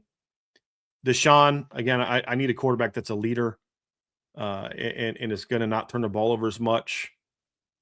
Jack had a great year, but he was there just 1 year, and he didn't have quite the same impact in that 1 year that Riley did. And that's not necessarily on Jack. That's kind of what was around Jack on that team as well. But, yeah, you can't dismiss Ian Book's numbers and wins. You can't ignore it. What we're doing with Ian Book is we're debating, where is he in that top 5? I don't think we're debating, is he in the top 5? I think that's a pretty solid 5 right there. And next guy in would probably be Everett, would be the next guy in for me. Now, he's in the top 5 as talents, but the suspended season, kind of the November collapse in 2014, up until the Arizona State game, this is a no-brainer that Everett Golson's in this list. But he fell apart after that. And you can't ignore that. Yep, I have the same top 5 that you do. Another one from Ball Peen. If Notre Dame was forced to run the triple option for an entire game, which quarterback would you put in to do it? Oh. Blake Hebert. I'm not touching this one. You go. Yeah, I'd put in Blake Hebert. Why would you do that to me, Paul Peen? Why would you bring up the triple option with me right now? I'm a little hurt. You're an OG, man. I'm a little hurt. Why would you go there with me? Why would you go there with me? Mm, mm, mm, mm. And my answer changes because Josh Burnham left. Josh Burnham's still at Notre Dame. I might change my answer, but I'm not touching that one. Let's go down here. We got one from Salty Virginia Peanuts. What is the problem with Bryce Underwood at Michigan? Was he overrated? Is he lacking in receivers and offensive line talent, both, or is it something else? I mean, I think he was a little overrated, but I think he's very talented. I mean, I think he has 5-star tools. I couldn't tell you for sure. I'll just say this. I wonder if he has the traits to be an elite quarterback. And I'll just say that. I wonder if he has the traits. All the other little things that are needed that can, if you don't have them, can completely undermine the physical gifts. I question those. He may have them, but he just doesn't know how to use them yet. He may not have them. Those are all questions that I have. Like the intangibles? Mm-hmm. Yeah, I get you. Intangibles, just other things that go into being a great quarterback. Got one from our resident LSU fan, insured by Big, has a question. In your opinion, what is Carr's threat level using his legs, like design quarterbacks runs? Forgive me for not remembering from last year. I mean, they did some quarterback runs with him. Obviously, the game-tying touchdown against Miami was a quarterback draw where Jeremiah led him. He also had a touchdown run against USC. I don't know that I want him doing that a whole lot. I think with me, where CJ can be a threat as a runner is more of they're dropping into coverage and you see that rush lane open up, take off and run and be a chain mover. He's a good athlete. I mean, we saw that on the run last year against Boise State where he keeps the ball, he pump fakes that guy, jumps up in the air, and CJ runs for 28 yards. I can see him doing stuff like that on scrambles. It's, I want CJ next year to have like 150 to 102 to 200 rush yards. That's it. I mean, he was plus rush yards last year, Trev. Maybe 300. I'm talking regular season here. Maybe you get to 300, but it's like it's all on scrambles. That's where I want him to be. I mean, last year CJ was at plus 33 in rush yards. He got sacked plenty, but it was there were those positive gains that he was able to make. And he had 3 rushing touchdowns. So it's more of the chain mover stuff. They collapse the backside, pull it, get out the back door, and rush for 8-9 yards, get to the sticks, and run out of bounds. Scramble, take off, get past the sticks, slide. That's the stuff I want to see from CJ Carr.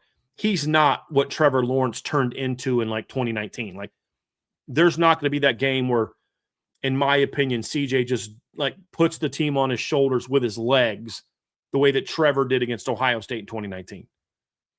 Could I see him doing what Brady Quinn did against USC in 2006 where he just takes off running and there's nobody there, so he runs for 74 yards? Sure. But like it's more of a chain mover. That's really what I think his threat is as a runner. It won't be a whole lot on that. Look, they're going to use him on some quarterback draws, and I'm cool with that. But it's not that you're afraid of that. It's just you run a defense a certain way, and he's gonna take advantage of it and find that hole. Yeah, Big. It's going to look a lot like what Joe Burrow did with his legs in 2019. He had like 115 carries all total, 360 some odd yards, 5 touchdowns. I think that is like the peak threat level with his legs. If I could compare it to anything, that's what I would go with. We also got one from our resident Miami fan. We actually kind of have a couple resident Miami fans now, which I'm digging, but yeah, we'll go with that one. Question, BD, if Carr has the same exact stat line as last year, would that be good enough to win a natty? Over 15 games, it would be 30 passing touchdowns, 3,425 passing yards, and 8 picks. So the only thing that I would say is I would somewhat nitpick with those numbers. And it kind of goes back to what we talked about earlier, Trevor, is your numbers of last season include the weirdness of the Syracuse game. Where, again, it was 28-0, and he had one pass attempt because they had 2 defensive touchdowns and a special teams touchdown. So if you take the Syracuse game out, over 15 games, CJ would have 3,670 yards, 71 yards. So that's a couple hundred more. I mean, now you're getting into sort of Fernando Mendoza territory. I mean, even if you go with his numbers, 15 games, that's 3,425 yards. Fernando Mendoza last year only passed for 3,535 yards in 16 games. So, yeah, I think the numbers are not the question mark for me. They're really not, Trev. It's more about, can you make the impact plays? That's going to be more of the question for me. For CJ Carr is, can you make the impact plays? Do that and clean up a couple other things. The numbers are going to be fine. I would like to see a little bit more than that, to be honest with you, Trev. And I think we'll see a little bit more in that. But if you look at his numbers and even these numbers right here are, yeah, that's good enough to win a natty. If other parts of the team are really good, defense has to be great. O-line has to be what we hope it's going to be.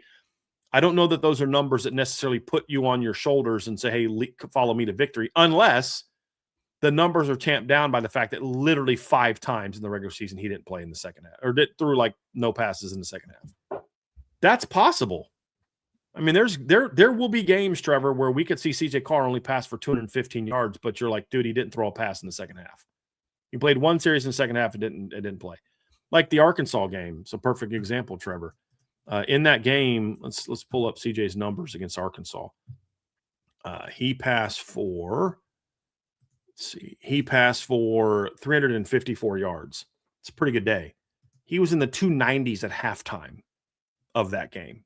If Marcus Freeman wanted to be CJ could have thrown for over 400 yards that game easily and still not played the fourth quarter.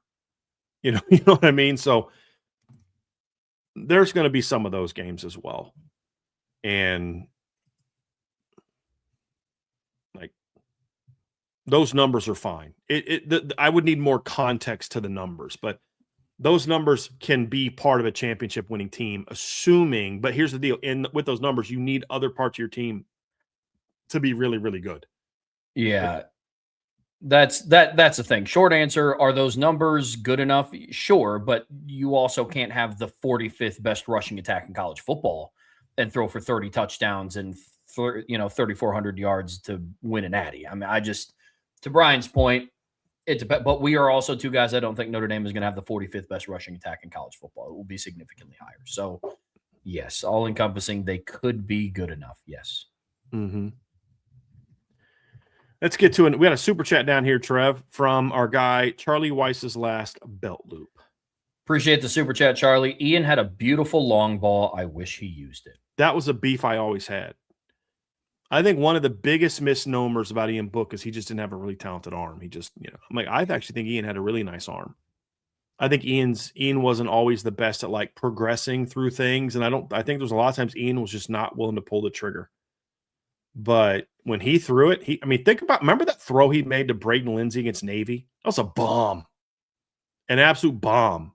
The post route touchdown pass to win the game against Pitt to Miles Boykin.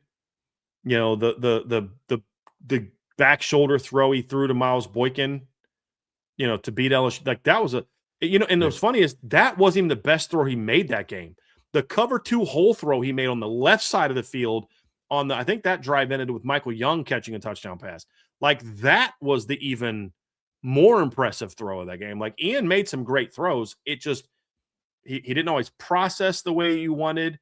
And sometimes it just felt like he was unwilling to make a mistake so he wouldn't make that tough throw. And I think that was more of a byproduct of playing for Brian Kelly than it was, lack of toughness or whatever for me. And I just think that was just what Brian Kelly beat into his head.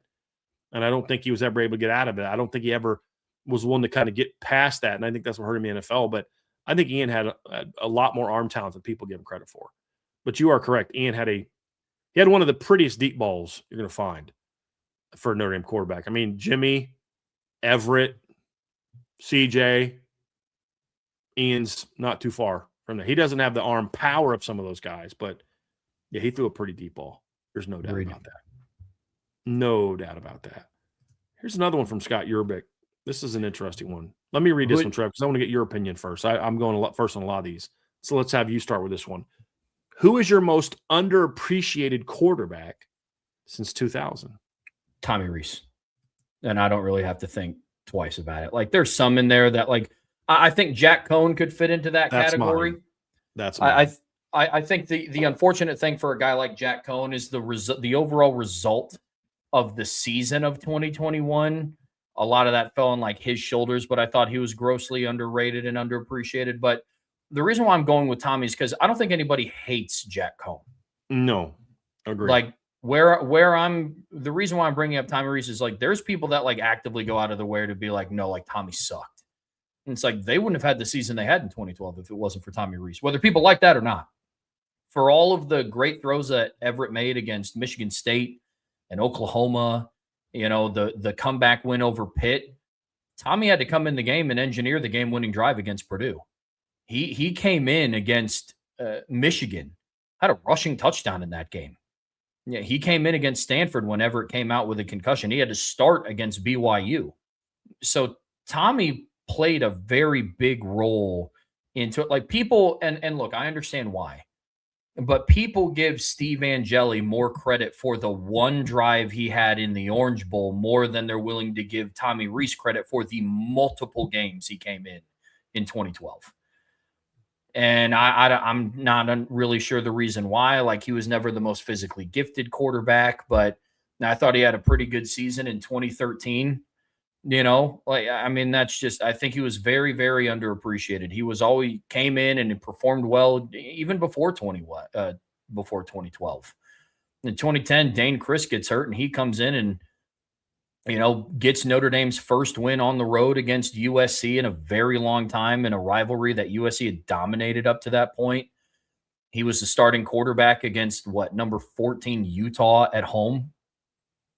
He was the starting quarterback for that win. So Tommy was a guy that always came in and did what he needed to. And I don't know if it's, people not liking him because of who he was as a player, or if they thought, he left a lot to be desired as an offensive coordinator, or if he thought he was just BK's boy and was just kind of guilt by association. It's a lot of those things. Yeah. I think Tommy Rees is probably my most underappreciated because of the amount of hate that he gets. I agree. I agree with a lot of what you're saying about Tommy Rees. The reason I'm going with Jack is because my one legitimate criticism with Tommy was he just turned the ball over too much. That's why I think that's I hate that when people call him turnover Tommy. I think that's incredibly disrespectful because he also put up a lot of yards. But if I'm making an actual real football evaluation, the turnovers were very problematic. And a perfect example is not just the interceptions, but I remember the Michigan game in 2011. They're driving, and he drops back to throw a pass. And if he throws that fade route to Michael Floyd, the game's over at that point in time. And he just drops it.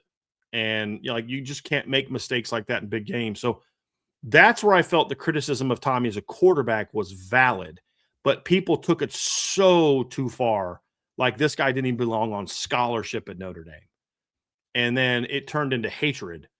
And then, of course, the whole thing about him being named the OC, which, again, I didn't think he should have been named OC that year either. My whole point was let him work under Todd Monken or Joe Moorhead for a couple years, groom him a little bit more, and then when those guys leave for head coaching jobs because they're going to do great in Notre Dame, then Tommy can step up. He just needed more seasoning. And I thought that he did a disservice to Tommy to agree. But you always kind of knew Tommy was eventually going to be the OC at Notre Dame because he's a wicked smart dude. And he just needed a little bit more seasoning. But because Brian Kelly did what he did to Chip Long, who was very successful at Notre Dame, and then just kind of the character assassination that him and his minions then launched onto Chip Long, over the next couple years, I think Tommy caught some strays from that and that association with Brian Kelly that I don't think are fair to him. So people will point to the mistakes he made as an OC and ignore some of the great game plans. I mean, and not just the Clemson game, but another game where Tommy was just flat out in his bag is when Drew Pine outdueled Drake May. Like, think about that, people. Drew Pine outplayed Drake May. That game plan was wicked. Like, he was evil to North Carolina in that game. I mean, throwback wheel routes to Logan Diggs. They're running clear outs and then unders with him on. I mean, he was in his bag that game. When Tommy was on, Tommy was good. Yeah. And what's funny is his game plan against Alabama was really good early. Just couldn't execute it, and then Brian Kelly kind of ramped it back. And Tommy's a really smart football coach. He just needed a little bit more seasoning in his early years. But I still point to all the hate that Alabama fans give him. Jalen Milroe was way better in 2023 under Tommy Rees than he was in 24 under Kalen DeBoer, and better than what Ty Simpson was this past year under Kalen DeBoer. Significantly. Like, way better. And I just find it funny that people just don't want to give Tommy credit for that, like, at all. So this past year, Ty Simpson's quarterback rating was 145.25. He passed for, the yards were good, 7.5 yards per pass attempt, 28 touchdowns, 5 picks. Jalen Milroe only passed for 2,834 yards because he also ran for 531. But Jalen Milroe averaged 10 yards per pass attempt and had a quarterback rating of 172.17. And, oh, by the way, had a higher completion percentage than Ty Simpson. And the next year, he was terrible without Tommy Rees. So I do think Tommy gets a very bad rap, and it's unfair. There's things that you can legitimately criticize him for as a coach and a player. That's true for everybody, but it went way too far with some people, with Tommy, in my opinion, Trev.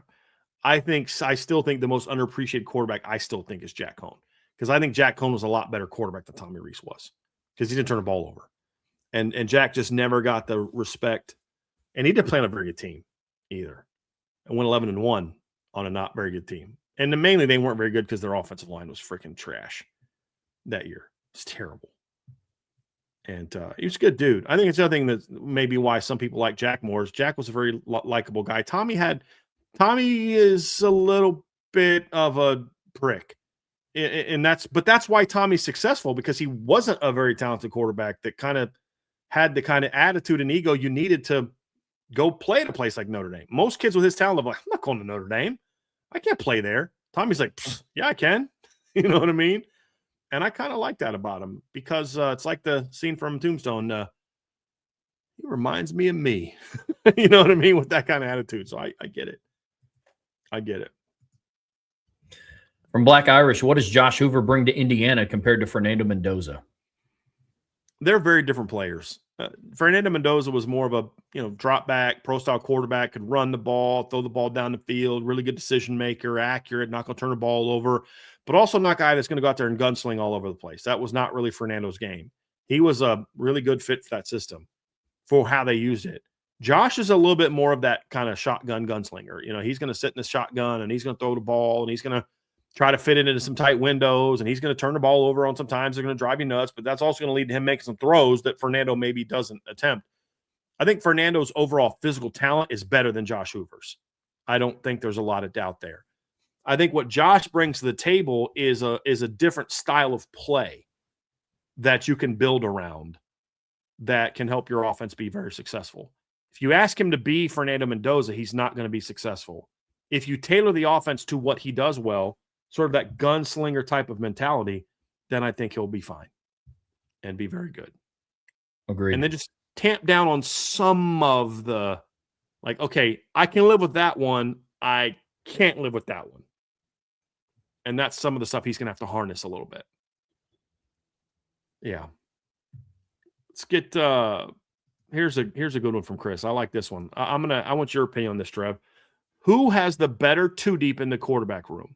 Miami, Texas, or Notre Dame? So let's rank those three, Trev. Oh. In order, I would probably go Texas, Notre Dame, and then Miami.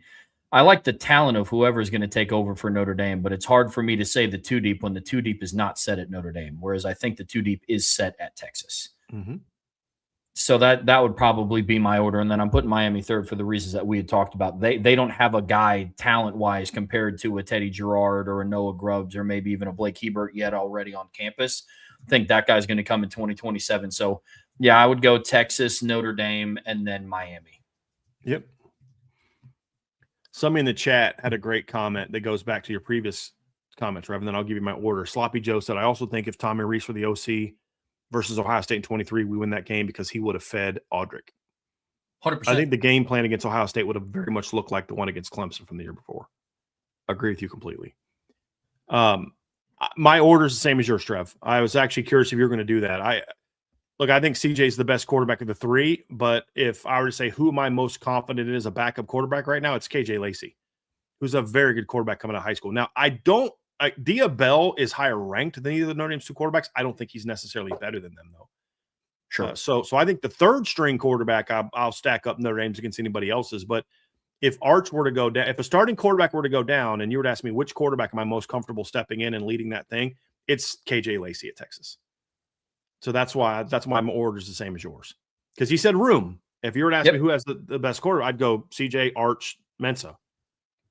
But if you tie room, I'd give the edge to Texas in that instance. Yeah. For now, if Arch and CJ both came back next year and everybody else came back, then my answer is probably different. But for now, KJ's ahead of where those other guys are. I liked him a lot in high school, just not real big. That's the thing that kind of hurt him. But man, he could throw the ball. Yeah, he could absolutely sling the ball. He's a kid I like. He's a kid I really like. All right, let's get to this one from here. I think I'm understanding this question correctly. Let's see if you are how you see it. From Tommy Guns, if there's one giant depth chart of all of Notre Dame's opposing quarterbacks, where would Notre Dame's 2 and 3 rank? So I think he's saying if you ranked all the quarterbacks that Notre Dame's going to face, and then you had Notre Dame's second and third quarterbacks, where would they rank? So let's, for the premise of this argument, let's go by age, and that. So Blake Hebert's 2, Noah Grubbs is 3. Teddy's not on the campus yet. Yeah, where would their 2s and 3s rank? They're not. I mean, they're bottom of the top 10, maybe. I mean, there's some decent quarterbacks on Notre Dame's schedule this year. Yeah, I wouldn't put him like. There's obvious. I'm not putting him above like Darian Mentor, Kevin Jennings, or Bear Bachmeier. I probably wouldn't put him ahead of Colton Joseph. Yeah, I'm not putting him ahead of Steve Angeli if he's healthy, because he's just so much more experienced than they are right now. I'm not putting him ahead of Ryan Brown. No, I wouldn't put him ahead of him right now. Now, would they maybe be better than him? Like if we're having this conversation a year from now, my answer would be a lot different. But the answer, I can't put those guys ahead. I mean, there's some decent quarterbacks on the schedule. Is Chase Jenkins going back to? Is he back at Rice this year? No, he's gone. Okay, yeah, that's a school where I would put Notre Dame's guys above them. Yeah, I would too. Their situation is different. Like the Milosevic kid or whatever, like he's a nice little quarterback and he's got experience. Like I think the Notre Dame players have more talent than him, physical talent than him. But I mean, this is a kid that threw for over 1,200 yards, 10 touchdowns, and 3 picks last year. I've seen him play Division I football against Power 4 teams. It would be easier to say the ones that we would take them over versus the ones that we wouldn't. Rice is in that conversation, and like I don't even know how you evaluate. Yeah. I would take all of them over Davis Warren right now. Yes. Yeah. Yeah. I would take Neiman Lawrence right now over. That's so messed up, but also so incredibly true. That is so wrong. It's so wrong. I mean, Billy Edwards is a guy that doesn't have nearly the talent that Notre Dame's Notre Dame's backup quarterbacks have, but that guy's played a lot of college football. I mean, that's the thing that's interesting. And then like the kid we talked about, the backup that North Carolina has, Trev, that I think's got some ability, man, from the FCS level, and well, then you have a team like Navy where it's like, how do you gauge that? Right. Like, you're not going to run Noah Grubbs in the Let's triple just say option. 10th. We'll put him ahead of the kid at Rice, and we'll put him ahead of the kid Stanford. Yeah. Just call it a day. And it's about experience. All right. Here we go. Oh, we already got that one. Sorry. This is the one I meant to pull up. From Joseph Parr, is there a possibility, no matter how this year goes, that CJ stays for his senior year? Would be better for him to be the most ready for the NFL the way Peyton Manning and Andrew Luck did in years past? Well, I would say yes. I would argue that if you're talking about what is best for CJ Carr long term, I think staying through his natural senior year is ideal for CJ Carr. I think there's physical development he can continue to make. I think coming out in a draft class as loaded as next year's, with one guy having that last name that's going to make it tough for you to be over him if he has any kind of good season. I think there's levels of maturity to his game he needs to make. Now, he may make all those things this year, Trev, but I'm also someone who believes that the more you play in college, the better you're going to be once you get to the NFL. Like, I don't think Xavier Watts improved his draft stock by coming back in 2024. I think he probably would have been a third-round pick in 2023 if he came out. But I think Xavier Watts was a far better football player when he got to the Falcons this year than he would have been had he come out 2023. So, yeah, I think there's a case to be made that that's true. But that's not the world we live in anymore, unfortunately. Yeah, that's unfortunately, we are far away from the Andrew Luck, Peyton Manning days of college. It's a different type of game. My answer, Joe, is going to be no, because it's like no matter how this year goes in any way, like if CJ wins the Heisman and Notre Dame wins the national championship and they go undefeated, I do not see him coming back. Would I like to be wrong? Sure. But But I think the way that I read the question, Trevor, is not that will he come back, it's would it be better for him to come back? And I still think in that scenario, it would still be better for him to come back if we're talking about the long-term preparation for the NFL. Unless, like I said, all the things that I think are going to take him 2 years to truly master, he masters this year. And that's really what it comes down to. If his game gets to the point where he's just not going to get any better next year, then leave.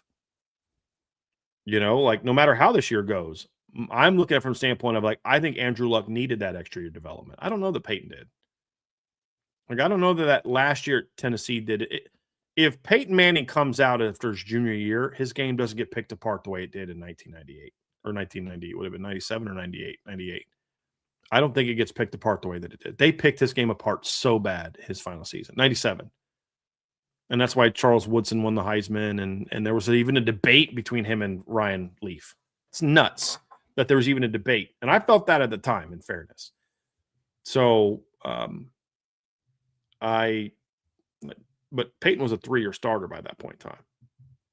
And that's where I think it's a little bit different. So I do think there's a world in which it would be better for him when it comes to being as prepared as possible for the NFL. But I don't know that that's going to matter a whole lot. Hope it does. I hope we're having this conversation of why did CJ Carr choose to come back? And it's not because the season led him to want to come back, but it's just the NFL feedback that his agent is getting is, look, man, these guys, and these guys are just going to get picked before you. So do you want to be number 5 or 6 this year? Or do you want to be number 1 next year?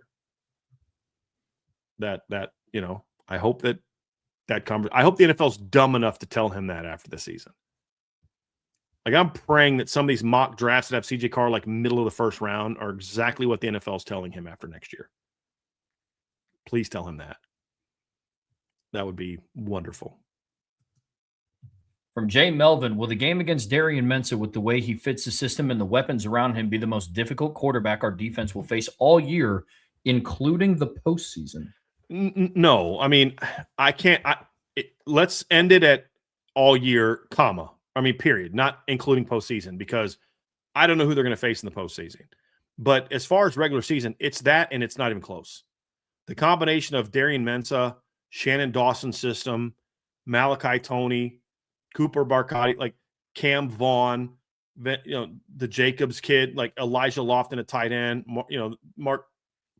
Fletcher out of the backfield. That's without a doubt the toughest quarterback weapons system combination Notre Dame's going to face all year, and it's not close. Nope. SMU is number 2, but there's some distance because I think that's one of the best quarterback system receiver combinations in all of college football. Having said that, the Texas matchup to me would even be more challenging, in my opinion, because you have a quarterback that's more dynamic with his legs and you have taller receivers. And that's where I get a little bit more, that matchup could be a little bit problematic. Oregon would be comparable from a receiver weapons quarterback standpoint. The one holdup on Oregon right now is I don't know as much about how exactly he's going to run the system the way that Will Stein did. If Will Stein was still there, then that would be a no-brainer as well.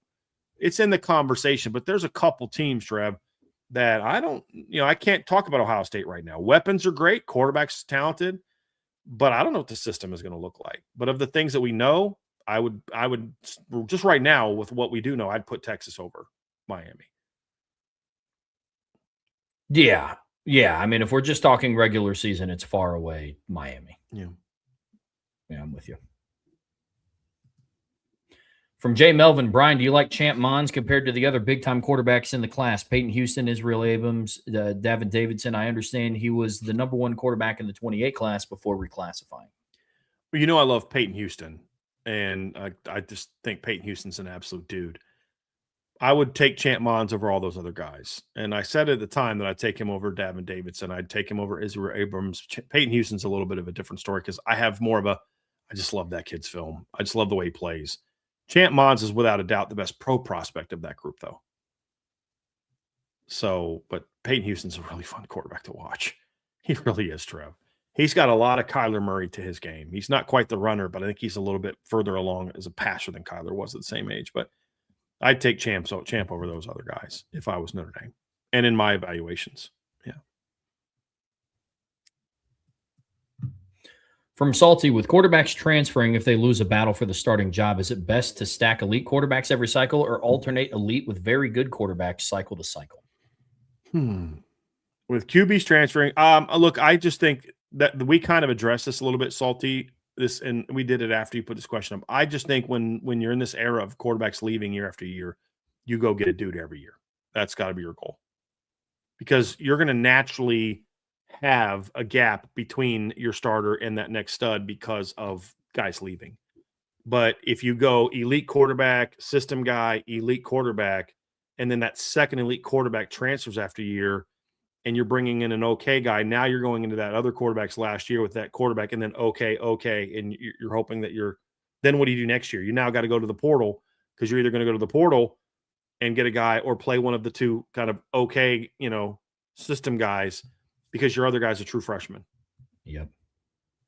So that's where you get in some really tricky situations where, well, we kind of have to go to the portal now because these two kids aren't good enough to start here, and that kid's a true freshman. So that's why I think you have to do it now, where you just elite guy. You get I would say elite guy, get the best quarterback you can get every year if you can. If you can't, then go get, like we talked about with the Foster kid or something, get a kid like that if you can't get that guy. Because remember, when we talked about that, it was if you can't get one of these couple guys, then that's something you should consider. But your goal is still to get one of those couple guys, and hopefully they'll be able to get one of those guys. Got one from JZ Irish 2. How much can or can't coaches do with incoming freshmen who aren't on campus yet? Specifically with Teddy, are they doing any virtual coaching, or is there a playbook, or is it just see you in June?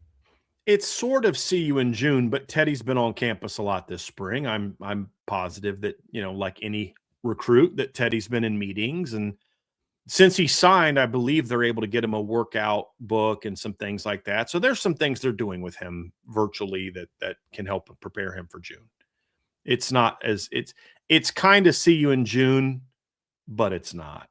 You know what I mean? And they're not doing anything illegal. It's just there's things you can do short of you actually being there working out. But I'm sure Teddy sat in some spring meetings this year like recruits do. And I'm sure he has a workout program that he got after he signed with Notre Dame in February. And, there's some different things that I'm sure that they've done with him that they can legally do because he signed with the program. Yep. So it's a good question. From Andrew Gilmore, who would you pencil in as the number 2 quarterback going into summer workouts? I'd pencil in, as of right now, I'd probably pencil in Noah Grubbs. Same. But I think it's a lot closer now after, the blue gold game. I think if Blake can build on that, like if you were to ask me who I want to be the backup quarterback, it's Blake Hebert. That's who I want to win the job. Because as I said, I care a lot about having that unique style as the number 2, and I don't necessarily want to throw a true freshman into the mix if the need is there. So that's my hope. But I also believe that Noah Grubbs, in my opinion, outplayed Blake Hebert throughout the spring, and Blake is just too inconsistent. But I think that the way he finished puts him in position where if he can just clean some of that stuff up, then he could win the number 2 job. And I would write it very lightly in pencil, by the way. Yeah. Very lightly. But it would Yes. it'd be Noah. From RJG Irving, with Ian Book working out with the team this summer, could he help Blake make the improvements you noted? Certainly. I think one thing that Ian had pretty clean footwork as a quarterback. And Ian was pretty good about what are you seeing to take off? Like, hey, you read this, this is, like, hey, man, go. I think anytime you have a guy that I think Ian can also, and quarterbacks in the past have talked about this, Ian can prepare you for like, dude, what's it like? Just think about Ian not only was a starting quarterback, but remember in 2017, Ian had to come off the bench as a starter in against North Carolina because Brandon got hurt the game before. And then, of course, he has to come off the bench against LSU. So he's done both. He's actually done all 3. He's been the 4. He's been the backup. He's had to make an emergency start. He's had to come off the bench in a big game. And then 4, he replaced a guy for ineffectiveness and took over as a starter. And that doesn't even get into where he was the returning starter in 19 and 20. So Ian's kind of experienced the whole gambit of those things. CJ never did. CJ was a backup, and then he was a starter. He was a redshirt, and then he was a starter. And that Ian can, when it comes to Blake Hebert, there's a lot Ian can help Blake with as far as mindset of the backup quarterback, get it, how to use your legs effectively. Ian was a very good scrambler in college. Help him with that. Calm his footwork down a little bit. Slow things down. I certainly think there's some things that Ian can help him with. From Salty, for teams who annually get their quarterbacks from the portal, how much does the Sorsby situation expose the risk of undiscovered off-field problems? Those are hard to find with little time to do so. I mean, I don't have a lot to add to what Salty just said. I think he kind of answered his own submission. It is very hard to do the background work when the portal's 2 weeks long. I mean, you can only do so much tampering to where it's just so obvious. The window's very close, like very quick, I mean. So, yeah. And look, if anybody at Cincinnati has a concern about that, they're not going to freaking tell Texas Tech. You're in our league and you're trying to poach our quarterback who's under contract with us for next season. We're not going to help you. So, yeah, we know he's got a gambling problem, which is now coming out that Cincinnati got word of it before last season, which says a lot about the character of the people at Cincinnati, that they didn't do their own digging into that and try to fix the problem, which, again, is a big problem in college football, that you want to blame the kids, but it's like the coaches are even scummier sometimes, a lot of times, than these agents and kids are, because it's all about winning. Hey, I don't care if the kid's got a gambling problem as long as nobody finds out and we go win some football games. So like, you think they're going to tell a team in their conference who's trying to poach their quarterback, hey, just I know we're pissed that you're taking this, getting this guy from us, and we got to play him next year, and he's not honoring the contract we signed with him, but just want to look out for you guys and let you know that we got word he's got a little bit of a gambling problem. You think they're going to do that? Heck no. But that's the danger with this stuff, and that's true for Notre Dame as well. Like, I'll just leave it at that. But yeah, that's a problem for Notre Dame as well. It's a problem for everybody. You can't build the relationships with these kids, because sometimes kids jump in the portal that you weren't scouting during the year to the same degree because you didn't know they were going to jump in the portal. I doubt that in October Notre Dame was thinking we're going to get Tion Gray, but I bet you in October in 2023 they were thinking we'd like to have Riley Leonard. I promise you that they were. So it's a different animal, and you can't always be as prepared as you need to be. That's the danger of the way the process is right now. From Andre Tonsel, do you remember Lamar Jackson? And had you ever seen him play in high school? Because I know you saw him play at Louisville. Do you really believe it was just a freak in college? Well, I never saw Lamar in high school. So no, I did not see him in high school. I know that he was not ranked super high coming out of high school. I couldn't tell you why. I never heard of Lamar Jackson.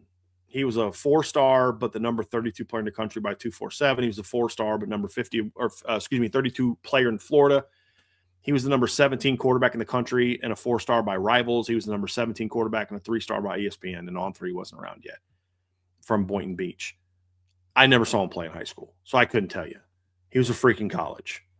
I'm sure that some schools saw potential, but they also saw a guy that was probably raw, very, very raw, I would guess.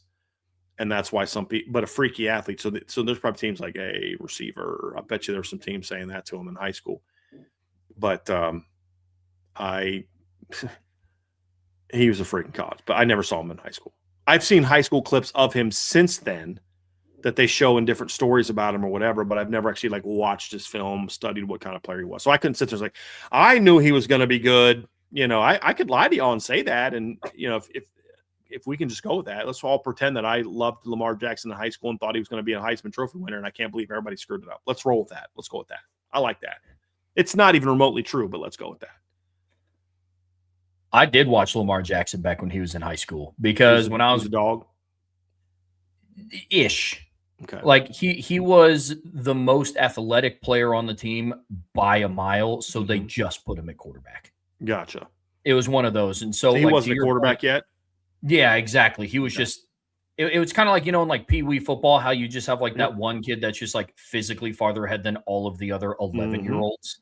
That's how Lamar Jackson was in high school. So the reason why I started watching him is because I don't know if there's an app called Vine, and I'm sure a lot of you guys have heard about it. It's just quick little 6-second snippets. And I was on the football edit side of Vine. And there was one play where Lamar Jackson was running in a touchdown and then just put on the full brakes. Kid went blowing by him, and then he walked into the end zone like this. I've seen that play. So I watched that back in high school when he was also in high school. And so I was like, okay, well, I'm going to go look this kid up. And I watched his highlight tape, and it was very much that. It was very much just he was a freaky athlete. He was by far the most athletic kid on his team. I think he also played safety, and they would just let him kind of sit back there and ball hawk. But that's pretty much what it was for him. It would make some plays in the passing game. His arm strength was on full display in high school. It was just raw. It wasn't harnessed. Yes. Yeah. You saw his arm strength. To put it in a Yellowstone terms, baby, he was that really powerful, wonderful stallion, but just hadn't been broken yet. Yeah. Yeah. Well, he sure became that in college. From Spencer, another resident Miami fan in the chat. What team in 2026 has the best quarterback wide receiver core combo in the preseason? What sets them apart from the other contenders in your top 3 to 5 combos? What team has the best quarterback receiver combo?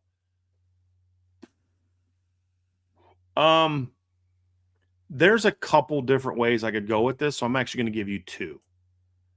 I'm going to give you one, and I'm curious to get your opinion on this, Trev. I'm going to give you one that I say is the best talented combo. So I'm going to say Texas with Arch Manning and that receiving group. It's obviously Cam Coleman. You've got Ryan Wingo. You've got Emmett Mosley. You've got some true freshmen coming in. You've got Dalen McCutcheon, who's a guy I really liked out of high school as a sophomore. You've got depth. You got the Lockett kid, who was a 5-star, big-time talent that was there last year. And there's a level of provenness to that unit than, let's say Notre Dame, where I think Notre Dame, you could argue, might end up having a better combination this year, but that's only if this guy, and this guy does something we've never seen them do before. And the difference in our running back conversation yesterday is we haven't seen Aeneas beat the guy, but we've seen Aeneas play big-time meaningful snaps and perform. with Mylan Graham and Quincy Porter and all those, they've never played a meaningful down of football really in a big game. It's different. So there's more projection there than, like, for example, the Aeneas Williams. I'm actually going to go. You could also go with like Dante and DeCorian Moore.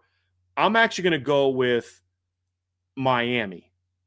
And here's the difference between, as of right now, going into the preseason, because the one difference between Miami and the other teams is I like the number 2 at Miami better right now, proven, than those other teams. Sure. There's not the injury history. Evan Stewart's a good player. He wasn't as good as what Cooper Barcotti was last year. So you got a guy like Malachi Toney, who's a stud, and then you've got Cooper Barcotti, and whereas Cam Coleman is a guy that the number one at there's like Arch and him got to get together. The guy that's coming in from the portal with Darian Mensah, he's already got a relationship with, and so I feel like the depth of that group, the fact that there's 2 studs there, I don't know that Texas has a second stud yet. I think they have the potential to have a second stud, but Miami is the only one in this conversation. Notre Dame, Oregon, Texas, Ohio State, there's a second proven stud. That's the big difference. The best receiver in the country is at Ohio State, and that quarterback put up a lot of good numbers, but I don't think Julian Saint's nearly as talented as some of those other guys. I just don't. I think Julian Saint to me is a notch below Dante, CJ, Arch, and guys like that. I actually think Darian Mensah might be ahead of him, to be honest with you. And I like Julian, but he's just not what people make him out to be. But who's your number 2? A true freshman in Chris Henry, a receiver that averaged 7 yards a catch last year, a guy who barely had a better yards per catch rate than what Jeremiah Love had rushing, who has actually a worse yards per catch rate than what Aeneas Williams had last year rushing. Like, it's that number. Now, again, that's a great core, but when you're splitting hairs between the best, give me the unit that has more proven production. And there's nobody coming back in college football next year, in my opinion, that has a more proven 1-2 punch than what Miami has coming back. Now, will that be the case at the end of the year? That, I think, is much more debatable.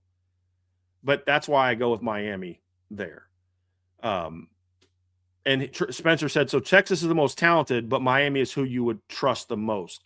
It's partly that, but it's more so it's about they have a second stud.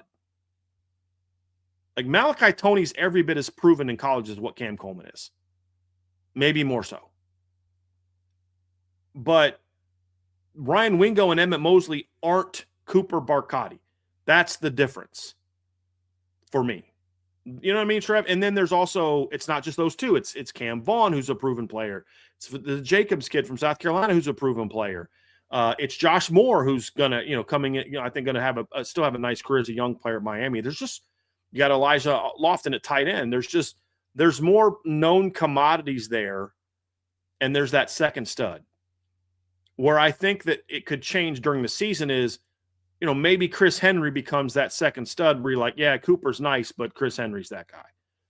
Maybe Jaden Greathouse and Jordan Faison and Quincy Porter become that better duo at Notre Dame. Maybe Ryan Wingo turns in his 5-star talent on, and he's that elite 1-2 punch with Cam Coleman. Maybe Evan Stewart, or maybe there's all these possibilities. But the one thing that I know about Miami is they've got 2 studs. Everybody else might have a second stud. That team has 2 proven dudes. That's the difference. Yeah, out of any team in the country, I have to use the least amount of projection with Miami. That's a great way of putting it. Like, I don't have to guess what the Darian Mensah Cooper Barcotti connection is going to look like. I don't have to guess what Malachi Toney's going to do. I have to guess what Evan Stewart and project what Evan Stewart's going to do coming off of a patellar tendon injury. And you've got to project DeCorian Moore to a degree too. Can he be the one where he's not proven as a one the way to Malachi Toney? Yes, and Cooper. Exactly. Like, I have an idea of what Quincy Porter and Mylan Graham and hopefully a healthy Jaden Greathouse and Jordan Faison can look like, but I like, that's a lot of projection. Like, and Notre Dame's number 1 right now isn't in the same league as Cam Coleman and 100% and Malachi Toney and Jeremiah Smith. even some of the sleeper teams, like I know some people are starting to get real high on Charlie Becker at IU, and then they got Nick Marsh from Michigan State. You need to project what that's going to look like. I mean, there's just and the quarterback is significantly lower because this question is about QB receiver combo. Josh Hoover does not belong in the conversation of Arch and Dante and CJ and Julian, even Julian Sayin and Darian Mensah.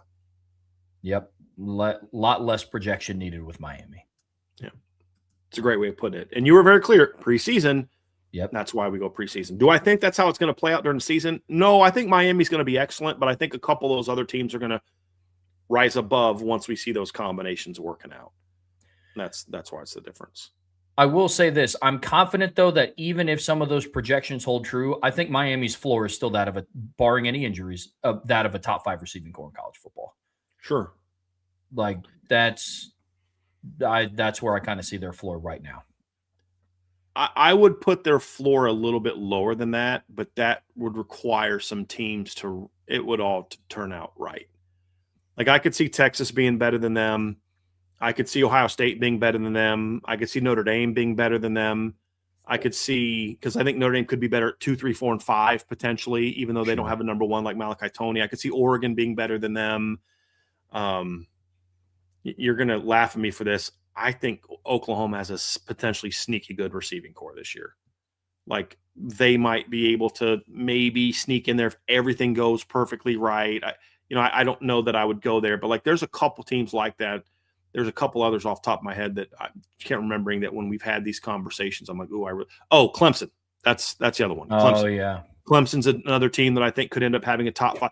This is a year where there's a lot of potential big time receiving cores that maybe could push Miami down because the number 2s have more talent than Cooper does. But like, there's a long way to go before you can prove to me that you're going to produce and play at that level. 100%. That's the difference in this instance. Oh, and some of those teams and here's the other thing, like for this conversation that Spencer brought up, even if the receiving core at Clemson is everything we think it can be, they're still not going to be where Miami is in his question, which was quarterback combos. Because even if Chris Vizzina is what we hope he can be, he's still not in the same league as CJ Carr, Dante Moore, Darian Mensah, Julian Sayin, Arch Manning, guys like that. But the receiving core ranking show that we're going to do this summer is going to be very interesting because there's going to be some really good receiving cores in college football this year. Mm-hmm. Some really good ones and some underrated ones. Like where does Arizona State's group rank? That's a sleeper room that I'm looking forward to having some conversations about. So it's going to be a lot of fun. A lot of fun. Great way to end the show, Trev. Folks, that's going to do it for us here today on the Irish Breakdown Podcast, brought to you by our friends over at FanDuel. But don't worry, there is still more Irish Breakdown content coming your way today. IB Nation Sports Beat goes live here in about 15 or so minutes. We're talking about some of Chris Ash's comments after the Blue Gold game. So not going to want to miss that show. You're also not going to want to miss tomorrow's show.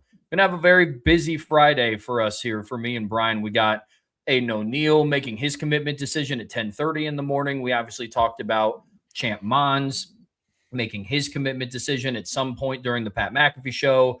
We're going live and talking about, basically we're doing the same show that we did today, but for defensive ends.